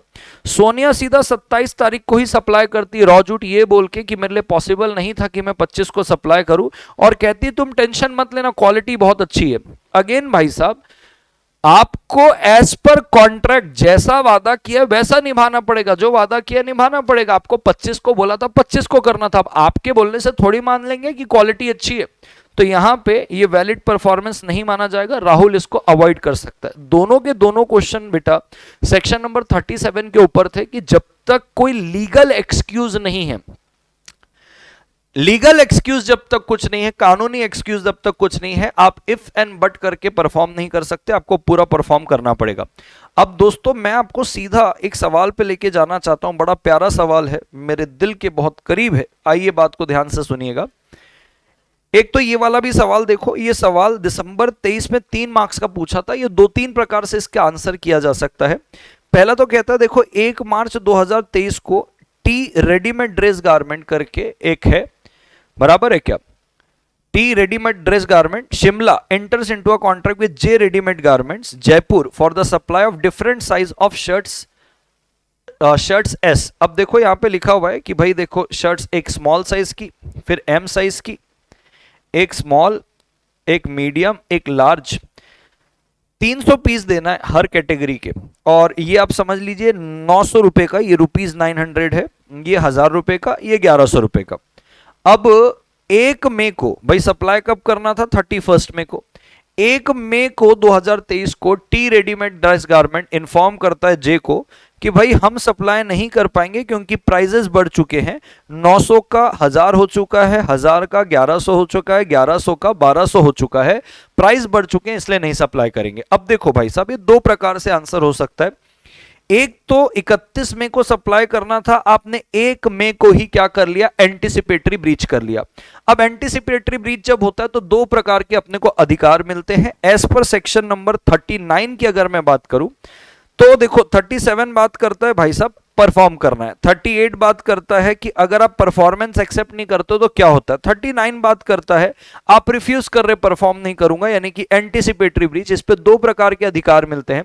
या तो हम 1 मई को ही ट्रीट कर ले कि कॉन्ट्रैक्ट क्या हो गया, ब्रीच हो गया है और हम इसके लिए सूट फाइल करें, या तो हम 31 मई तक का वेट करेंगे और वेट करके उनको बोलेंगे भाई परफॉर्म करो, या तो हम सूट फाइल करेंगे। तो 2 है, या तो आप रिसाइन कर लो और सूट फाइल कर दो, या तो रिसाइन मत करो, अभी इसको ऑपरेटिव मानो और ड्यू डेट तक देखो, अगर परफॉर्म होता है तो ठीक है, नहीं तो केस कर देना। मुद्दा यह है कि अगर ड्यू डेट तक आप वेट करते हो और इस बीच में कोई सुपर वेनिंग इम्पॉसिबिलिटी हो जाती है तो प्रॉमिसर के पास एक्सक्यूज हो जाएगा और प्रोमिसी के पास कोई राइट नहीं रहेगा। इसको आप एक अलग तरीके से आंसर कर सकते हो सेक्शन नंबर 73 के हिसाब से कि भाई आपको डैमेज मिलना चाहिए। कितना डैमेज मिलना चाहिए भाई साहब? देखो 900 रुपए है और यहाँ पे 1000 है तो 100 रुपए, यहाँ पे भी 100 रुपए और यहाँ पे भी 100 रुपए। आपको 100 रुपए का हर 300 पीस में क्या मिलेगा? डैमेज मिलेगा, यानी कि 90,000 रुपए। 300 पीस है, ये 100, ये 100 और ये 100 बराबर है क्या? अब अगर आप देखेंगे 300 पीस बराबर है क्या? 300 पीस और उसके हिसाब से 300 रुपए, तो आपको यहां पे मेरे प्यारे भाई और बहनों मिलेगा डैमेज। हाँ जी दोस्तों, तो मैं आपको कह रहा था यहां पे आपको मिलेगा मेरे हिसाब से डैमेज। 300 पीस सप्लाई करने थे, 300 रुपए हर में, 90,000 रुपए के आसपास आपको क्या मिलेगा? डैमेज मिलेगा। फिर दोस्तों एक ये जबरदस्त क्वेश्चन आता है, ये 2 सेक्शन के ऊपर बेस्ड है। एक तो सेक्शन नंबर 40 के ऊपर आप बोल सकते हो, पर्सनल स्किल पे भी रहेगा, और सेक्शन 39 पे भी, यानी कि इस पे 39 भी लगेगा, 40 भी लगेगा और 41 भी लगेगा। सर कैसे बताना? सेक्शन 39 इसलिए क्योंकि पार्टी रिफ्यूज कर रही है परफॉर्म करने के लिए, सेक्शन 40 क्योंकि ये पर्सनल स्किल पे है तो वो पार्टी को ही परफॉर्म, और 41 जहां पे थर्ड पार्टी से भी आप परफॉर्मेंस एक्सेप्ट कर सकते हो। बात को बिल्कुल ध्यान से समझना। यहां पे देखो दोस्तों ऐसा है सिंघानिया नाम का एक व्यक्ति है, ये सिंघानिया जो है ये होटल का एक प्रकार से मालिक है कि मैनेजर है। ये कॉन्ट्रैक्ट करता है सोनू के साथ, सोनू इसकी होटल पे आके गाना गाएगा हर सैटरडे संडे, और सिंघानिया प्रॉमिस करता है कि 20,000 रुपए देंगे तेरे को हर परफॉर्मेंस के लिए। सोनू परफॉर्म करता है 2 हफ्तों के लिए, लेकिन तीसरे हफ्ते से उसकी हेल्थ कंडीशन बहुत ज्यादा बिगड़ जाती है, तो वो गाना गाने के लिए नहीं आता है। बराबर है क्या? अब सिंघानिया टर्मिनेट करना चाहता है। क्या सिंघानिया टर्मिनेट कर सकता है? The answer is yes. Section number 39 बोलता है अगर पार्टी रिफ्यूज करती है परफॉर्म करने के लिए, आपके पास 3 प्रकार के अधिकार है। या तो आप रिफ्यूज कर दो, या तो आप एक्सप्रेसली या इंप्लाइडली कंसेंट दे दो कि आप इसको कंटिन्यू करना चाहते हो। याद रखें, जब अगर आप इसको टर्मिनेट करते हो तो आप कंटिन्यू नहीं कर सकते, अगर आप कंटिन्यू करते हो तो आप टर्मिनेट नहीं कर सकते, दोनों में एक है। लेकिन डैमेज आप दोनों ही केस में मांगोगे। आप कंटिन्यू करते हो तो उसकी सैलरी से कट कर लेना, आप टर्मिनेट कर रहे हो तो उससे डैमेज मांग लेना। ठीक है सर। बोले आपका आंसर क्या रहेगा? अगर सोनू चौथे हफ्ते आता है, तीसरे हफ्ते नहीं आता, चौथे हफ्ते आता है, और सिंघानिया उसको अलाउ करता है, यानी कि इसको बोलते हैं implied consent for the continuance of the contract, तो यहां पे आप टर्मिनेट नहीं कर सकते, नो टर्मिनेशन। क्यों? क्योंकि पहले वाले में आपने टर्मिनेट करना था। आप टर्मिनेट करोगे तो कंटिन्यू नहीं होगा, कंटिन्यू होगा तो टर्मिनेट नहीं होगा। अब तीसरी बात, बोले आपका आंसर क्या रहेगा? अगर सोनू जो है अपनी जगह मिक्का को भेज देता है तीसरे हफ्ते में और सिंघानिया उसको अलाउ करता है, यानी कि सिंघानिया ने सेक्शन नंबर 41 के हिसाब से, सेक्शन नंबर 41 के हिसाब से सिंघानिया ने जो है सेक्शन 41 के हिसाब से थर्ड पार्टी से परफॉर्मेंस एक्सेप्ट किया। और जब आप थर्ड पार्टी से परफॉर्मेंस एक्सेप्ट करते हो तो इस केस में प्रॉमिसी जो है वो इन्फोर्स नहीं कर सकता प्रॉमिसर के खिलाफ। तो सर यहां पे क्या हुआ? भाई सिंघानिया तुमने तीसरे हफ्ते में क्या एक्सेप्ट किया? हाँ एक्सेप्ट किया, यानी कि आपने अगर किसी थर्ड पार्टी से परफॉर्मेंस एक्सेप्ट किया, यानी कि आपने कॉन्ट्रैक्ट को टर्मिनेट नहीं किया। कॉन्ट्रैक्ट टर्मिनेट नहीं हुआ मतलब क्या हुआ? कॉन्ट्रैक्ट कंटिन्यू हुआ, और अगर आप कंटिन्यू कर रहे हो तो आप टर्मिनेट कर ही नहीं सकते। बट हाँ, अगेन आप डैमेज तो जरूर मांग सकते हो। तो पहले वाले में आप टर्मिनेट रेपुडिएट कर लो, यहां पे आप डैमेज मांग सकते हो, लेकिन अब आप टर्मिनेट नहीं करोगे। ठीक है। और तीसरे केस में क्योंकि आपने असेंड की तो टर्मिनेट नहीं करेगा और डैमेज भी नहीं मांग सकता। क्यों डैमेज नहीं मांगेगा? क्योंकि भाई साहब जब तीसरा वाला बंदा आके गा रहा है, बराबर है क्या, तो आप तो कंटिन्यू कर रहे हो, तो तीसरे हफ्ते में डैमेज कहां से आएगा? तीसरे हफ्ते में कोई तो बंदा आया ना गाना गाने के लिए, तो ना तो डैमेज मांग पाओगे ना तो टर्मिनेट कर पाओगे। अब कितने सेक्शन हुए? 37 पूरा पूरा परफॉर्म करना जब तक एक्सक्यूज नहीं होगा। 39 अगर आप परफॉर्म नहीं करते या तो टर्मिनेट या तो कंटिन्यू या तो डैमेज, तो दोनों ही केस में मिलेगा। पर्सनल स्किल और पर्सनल कॉन्फिडेंस में तो प्रॉमिसर खुद परफॉर्म करेगा। थर्ड पार्टी से अगर परफॉर्मेंस एक्सेप्ट करता है कौन? प्रॉमिसी, तो प्रॉमिसी उसको प्रॉमिसर के खिलाफ आफ्टरवर्ड्स इन्फोर्स नहीं कर सकता। ये देखो यहां पे लिखा हुआ है 41। मैं जीवन में आगे चलता हूं दोस्तों। सेक्शन नंबर 42, 43 और 44 के ऊपर सवाल बनने की प्रबल संभावना है। मैं आपको एक सवाल करवा देता हूं जिसके अंदर सारे के सारे सवाल आपके एक बार में कवर हो जाएंगे, सेक्शन 42, 43 और 44 के। बिल्कुल बात को ध्यान से समझना। कहता देखो एक्स वाई जेड जो है जॉइंटली 60,000 रुपए लिए हैं, किससे? एल से। ओके सर, क्या जो एल है वो सिर्फ वाई को कंपेल कर सकता है 60,000 रुपए देने के लिए? The answer is absolutely yes. Section number 43 ये बोलता है कि any one of the joint promisor को आप कंपेल कर सकते हो। प्रोमिसी किसी भी जॉइंट प्रोमिसर को कंपेल कर सकता है, ये सेक्शन नंबर 43 बोलता है। ठीक है सर। फिर कहता है एक्स वाई जेड चले गए, क्या L legal representative of x को कंपेल कर सकता है? नहीं। कहता है देखो जब आप जिंदा हो, तीनों के तीनों जॉइंट प्रोमिसर जिंदा हो, तो तीनों जॉइंट प्रोमिसर में से किसी एक को कर सकता है। लीगल रिप्रेजेंटेटिव जॉइंट प्रोमिसर थोड़ी हो, तो एलआर है, तो आप उनको कंपेल नहीं कर सकते किसी एक लीगल रिप्रेजेंटेटिव को। पूरा का पूरा अमाउंट एल को वाई पे कर दिया। अब वाई एक्स और वाई से कितना लेगा? 20-20 हजार रुपए। पूरा का पूरा अमाउंट एल को जेड पे कर दिया, अब सॉरी वाई पे कर दिया। जेड इंसॉल्वेंट हो गया, उसकी प्राइवेट असेट से सिर्फ 1/5 आएगा। 1/5 20,000 का 1/5 4,000 रुपए। How much Y can recover from x और जेड? तो भैया जेड से आएगा 4,000। अब कितना बैड डेट हो गया? 16,000।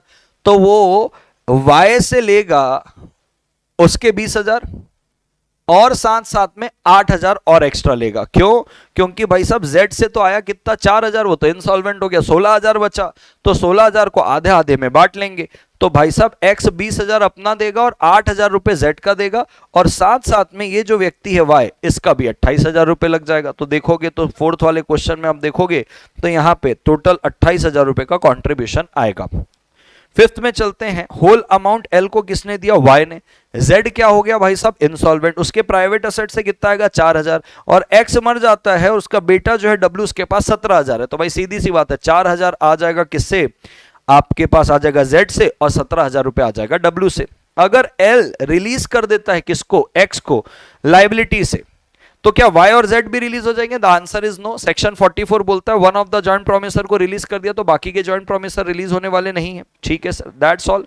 ये 42, 43 और 44 में कवर हो गया। अब मैं आपको दोस्तों लेके चलता हूं अप्रोप्रिएशन ऑफ पेमेंट। आपको पता ही है सेक्शन नंबर 59, 60 और 61 के अंदर ये काम करता है। अब जो अप्रोप्रिएशन ऑफ पेमेंट है दोस्तों, अप्रोप्रिएशन ऑफ पेमेंट के अंदर अगर आप देखेंगे तो सेक्शन 59 बोलता है डेटर का पास राइट है वो एक्सप्रेसली या इंप्लाइडली इंटीमेट कर सकता है। 60 बोलता है अगर डेटर इंटीमेट नहीं करता है तो क्रेडिटर के पास डिस्क्रिएशन है, वो कोई भी ऑर्डर में लगा सकता है, चाहे टाइम बार्ड हो वहां पे भी लगा सकता है। 61 बोलता है दोनों ही अप्रोप्रिएट नहीं कर रहे, इन ऑर्डर ऑफ टाइम रहेगा, और अब डेट अगर सेम फुटिंग की है यानी कि एक ही डेट की है तो प्रोपोर्शनेटली जाएगा। तो अगर आप ध्यान देंगे यहां पे अगर आप देखेंगे टी ओ कर रहा है जी से इतने सारे डेट, अब जी पेमेंट कर रहा है 1 अप्रैल 2023 को, जिसपे एक चेक 12,500 रुपए का है, एक चेक कितने का है? 4,000 रुपए का है। ठीक है सर, यहां तक की बात समझ में आई। एक 12,500 का चेक है और एक 4,000 रुपए का चेक है। ओके सर, बात समझ में आती है सर। तो 12,500 और 4,000, तो ये 12,500 और 12,500 तो मैच कर रहा है, इसको इंप्लाइड इंटीमेशन बोलते हैं। तो ये तो 12,500 इधर लग जाएगा, यहां पे लग जाएगा सेक्शन नंबर 59। अब ये जो 4,000 है, अब ये 4,000 को समझदार क्रेडिटर जो है ये जो टाइम बार डेट है यहां पे लगाएगा। अब ये प्रोपोर्शनेटली जाएगा क्योंकि 5,000 भी 3,000 है। कैसे बटेगा सर? 2500 बटेगा 5,000 वाले में, 1,500 बटेगा 3,000 वाले में, और ऐसे करके नमस्ते हो जाएगा। क्यों? क्योंकि ये सेम है 1-1 जुलाई के, तो प्रोपोर्शनेटली अपनी सारी चीजें होगी। 2 सवाल अपने को यहां पे पूछा था, ये दोनों अपन ने बना के कर लिए। मैं जीवन में दोस्तों फटाफट आगे चलता हूं। अब आपके पास जो सवाल आ रहा है दोस्तों, एक सवाल आएगा सेक्शन नंबर 65 में। 65 में आपको मैं 2 प्रकार के सवाल कराऊंगा। एक तो ऐसा देखो, पर्सनल स्किल और पर्सनल कॉन्फिडेंस में अगर कोई कॉन्ट्रैक्ट बना है, जैसे कि मान लीजिए रिच नाम के एक व्यक्ति, के को बोलते हैं भाई पेंटिंग कर लेना। अब के ने एडवांस ले लिया 50,000, बाद में के को पैरालिसिस हो जाता है, तो भाई ये तो पर्सनल स्किल पर्सनल कॉन्फिडेंस वाला है, सेक्शन 37 के हिसाब से ये वॉइड हो जाएगा क्योंकि इसको लीगल एक्सक्यूज मिल गया। तो अब ये 50,000 रुपए सेक्शन नंबर 65 के हिसाब से के से वापस आएंगे। दूसरा बोलता है क्या रिच के इसको बोल सकता है, क्या क्या बोलते हैं, ये जो आर्टिस्टिक वर्क है, सॉरी मैं वापस से थोड़ा सा बताता हूं। मैंने ना ये वाली बात जो रिफंड वाली बात है वो दूसरे में आएगा, 65 यहां पे लगेगा। ऊपर में चलता हूं, के मतलब मिस्टर रिच जो है, क्या वो के को बोल सकते? के कौन है पता है क्या? ये जो पेंटर है, आर्टिस्ट है, जो आर्टिस्ट उसका बेटा है मिस्टर के, बराबर है क्या?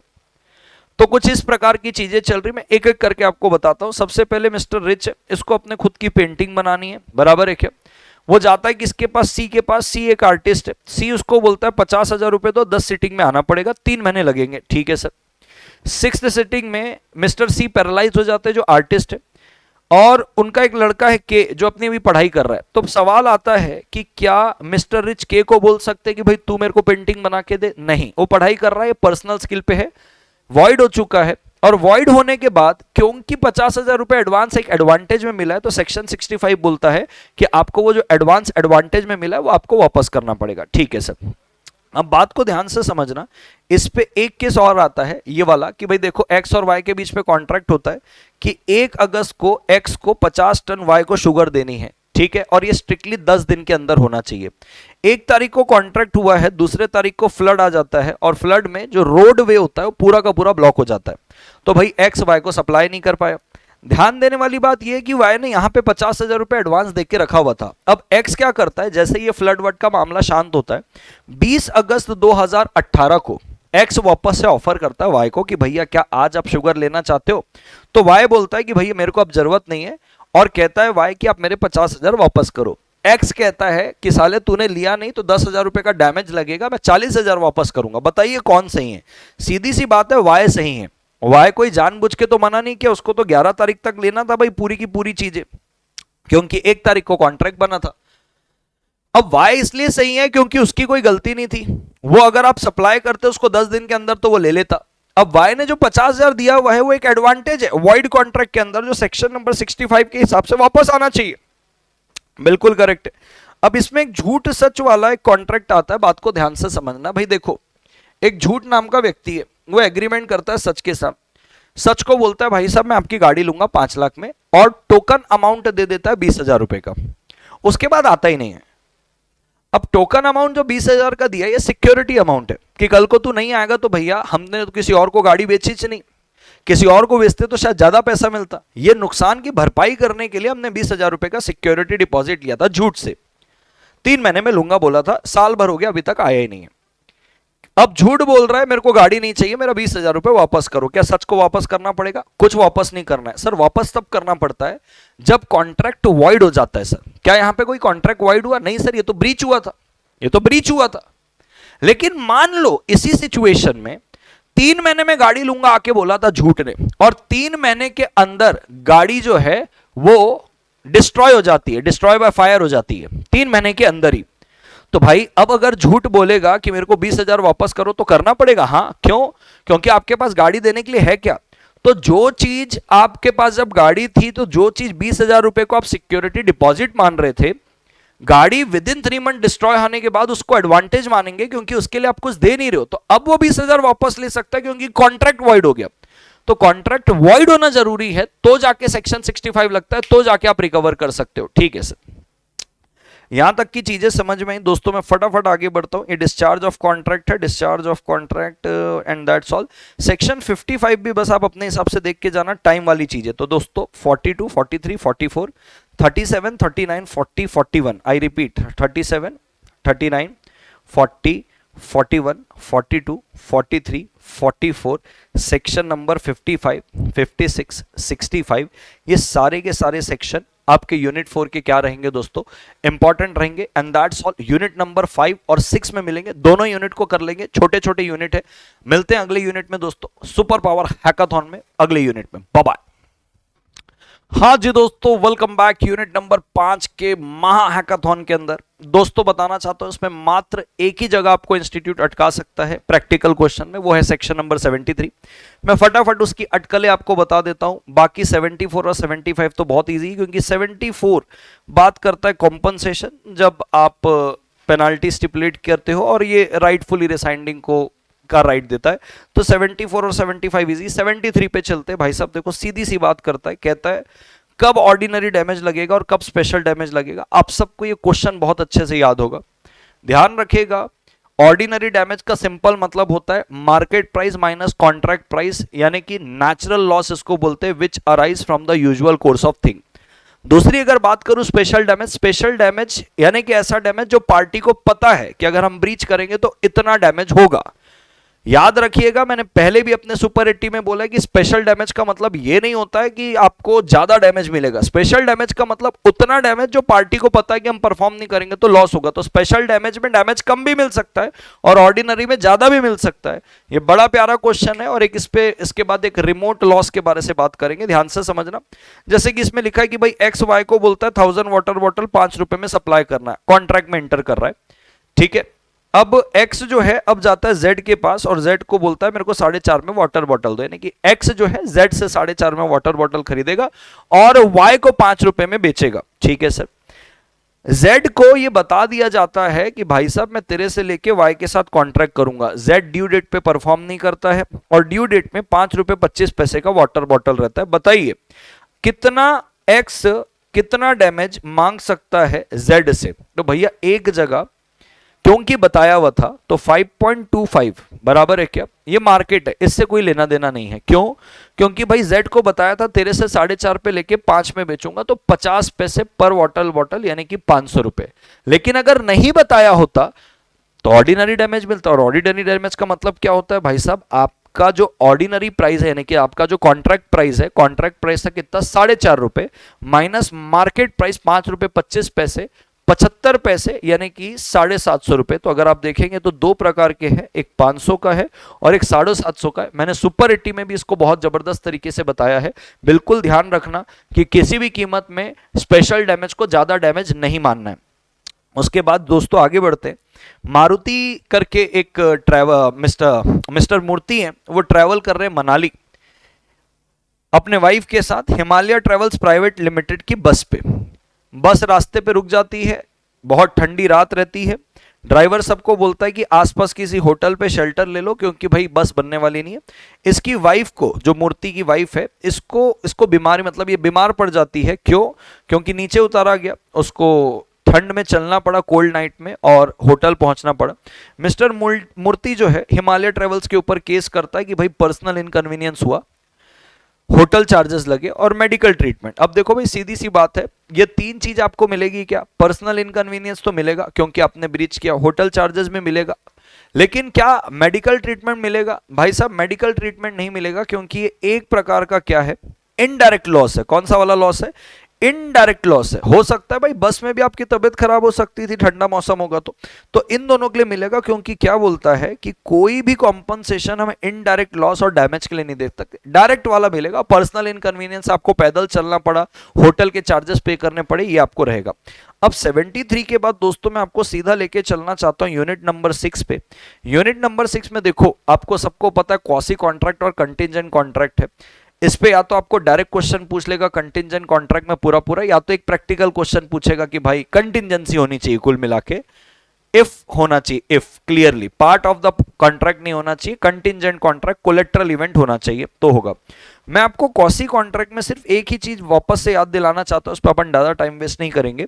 कॉसी कॉन्ट्रैक्ट के अंदर आपका ये जो क्वेश्चन पूछा गया था इंस्टीट्यूट के द्वारा नवंबर 2022 में, ये क्वेश्चन को याद रखना। यहां पे इंस्टीट्यूट ने मिस्टर वाई की एज 21 साल की बताई और बोला कि इसका मेंटल बैलेंस चले गया। तो अब ये मेजर तो है लेकिन ये अनसाउंड माइंड का है, क्योंकि अनसाउंड माइंड का ये इनकैपेबल ऑफ कॉन्ट्रैक्टिंग हो गया।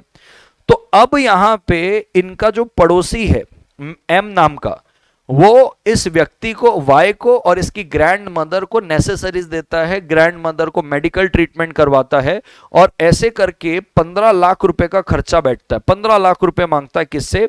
वाई से, इंक्लूडिंग 7 लाख रुपए मेडिकल ट्रीटमेंट जो मदर में लगा। तो चाहे आप इनकैपेबल पर्सन को नेसेसरी सप्लाई करो या इनकैपेबल पर्सन के ग्रैंड मदर को, यानी कि इनकैपेबल पर्सन जिसको बाउंड है, अब ये इनकैपेबल पर्सन है भले, उसकी ही ड्यूटी बनती है ना कि भाई वो ग्रैंड मदर को क्या करेगा? सेवा करेगा। तो दोनों में से किसी को भी आपने दिया, ये नेसेसरी है। और सेक्शन नंबर अपने को 68 बोलता है कि आप इनकी स्टेट से रिकवर कर सकते हो। तो इस पे यही पूछा कि क्या एम सक्सीड होगा? हाँ होगा, लेकिन स्टेट से रिकवर करने के लिए मैक्सिमम अमाउंट कितना रिकवर कर सकता है? बोले भाई वो तो पूरा का पूरा 15 कर सकता है रिकवर, और कहता है बताओ कैसे करेगा। तो इसमें देखो एक बात लिखी गई थी कि देखो, ज्वेलरी 4 लाख रुपए की वहां से वो दे देंगे, बचा हुआ घर बेच के देंगे, ये अज्यूम करते हुए कि घर माँ बाप ने उसको विरासत पे दिया हुआ है। तो नेसेसरी के अंदर मेडिकल ट्रीटमेंट भी आएगा। और क्या आप सूट के लिए हो गए? हाँ बिल्कुल, आप सूट के लिए सक्सेसफुल हो गए।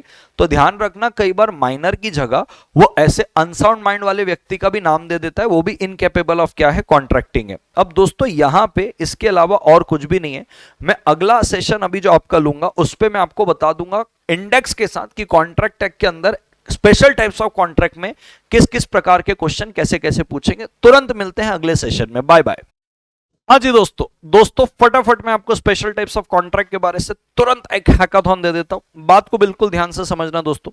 सबसे पहले ध्यान देना, सेक्शन 127 बोलता है इंडेमनिटी गारंटी वाला कि भाई देखो, कंसीडरेशन की अगर बात करें तो जो पर्सन गारंटी दे रहा है उसको कोई कंसीडरेशन नहीं मिलेगा तो चलेगा। यानी कि अगर श्योरिटी के गारंटी देने से अगर प्रिंसिपल डेटर को अगर कुछ कंसीडरेशन मिलता है तो वो श्योरिटी के लिए सफिशिएंट कंसीडरेशन माना जाएगा। ठीक है। कंटिन्यूइंग गारंटी आपको याद रखना है कि भाई which extends to a series of transaction. जैसे ही डेथ होती है फ्यूचर ट्रांजैक्शन के लिए कंटिन्यूइंग गारंटी रिवोक हो जाएगी। जैसे ही आप नोटिस देते हो, श्योरिटी नोटिस देगा तो फ्यूचर ट्रांजैक्शन के लिए कंटिन्यूइंग गारंटी रिवोक होगी, पास्ट के लिए नहीं होगी, याद रखना, डेथ और नोटिस। अब दोस्तों 133 से लेके 133, 34, 35, 36, 37 इस पे प्रैक्टिकल क्वेश्चन बनने की संभावना है। पहले जैसे मैं बताऊं, सबसे पहले कहता है वेरियांस, यानी कि क्रेडिटर और प्रिंसिपल डेटर आपस पे वेरियांस कर लेते हैं और श्योरिटी की कोई कंसेंट नहीं लेते, श्योरिटी डिस्चार्ज हो जाएगा।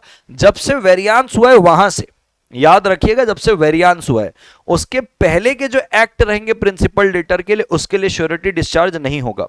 134 discharge of surety by release और discharge of principal debtor, principal debtor को श्योरिटी डिस्चार्ज कर दे रहा है। तो भैया कोएक्सटेंसिव होती है ना लायबिलिटी, अपन ने पढ़ा था सेक्शन नंबर 128 पे कि जो श्योरिटी की लायबिलिटी होती है वो कोएक्सटेंसिव होती है।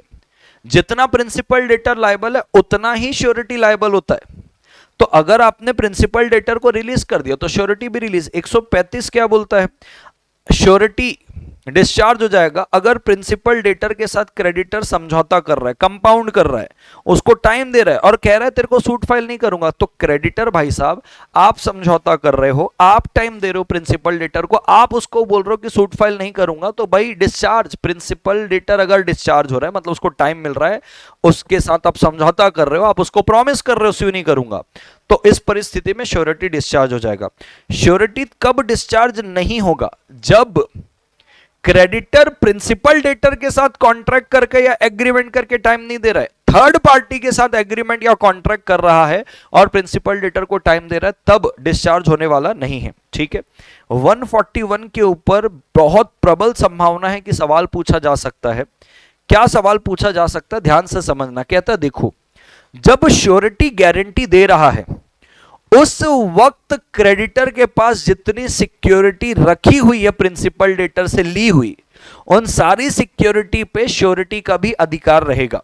लेकिन याद रखिएगा, कॉन्ट्रैक्ट ऑफ गारंटी एंटर करने के बाद अगर कोई गारंटी क्रेडिटर लेता है, I repeat, contract of guarantee enter करने के बाद, कॉन्ट्रैक्ट ऑफ गारंटी एंटर करने के बाद अगर क्रेडिटर प्रिंसिपल डेटर से किसी भी प्रकार की कोई सिक्योरिटी लेता है, कॉन्ट्रैक्ट ऑफ गारंटी एंटर करने के बाद अगर क्रेडिटर प्रिंसिपल डेटर से कोई सिक्योरिटी लेता है और उस सिक्योरिटी को रिलीज कर देता है, तो श्योरिटी रिलीज नहीं होगा उतने अमाउंट से जितना सिक्योरिटी आपने रिलीज किया, क्योंकि जितनी security at the time of entering into the suretyship, जितनी सिक्योरिटी गारंटी देते वक्त, गारंटी कॉन्ट्रैक्ट एंटर करते वक्त जितनी सिक्योरिटी क्रेडिटर के पास थी, उतने में ही अधिकार रहता है श्योरिटी का, उसके बाद में नहीं रहता है।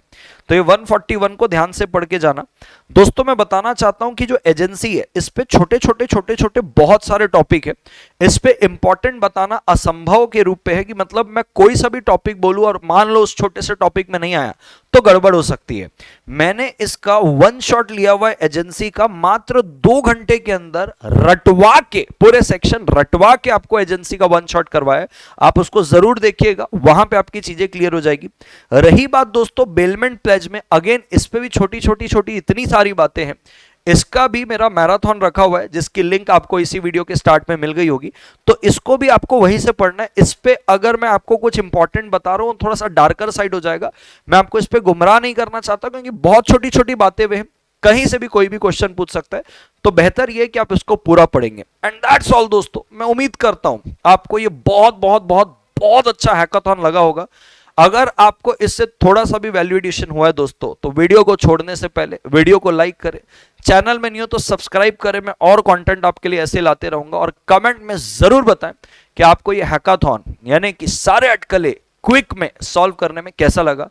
आपका एक कमेंट हमको बहुत ज्यादा मोटिवेशन देता है, ऐसा लगता है कि यार मेहनत सफल हो गई है। तो थैंक यू सो मच दोस्तों, I wish you all the best. आपके सीए फाउंडेशन, लॉग एग्जाम और अपकमिंग एग्जामिनेशन बहुत अच्छे जाएंगे, ऐसी मेरी शुभकामनाएं हैं। थैंक यू सो मच दोस्तों।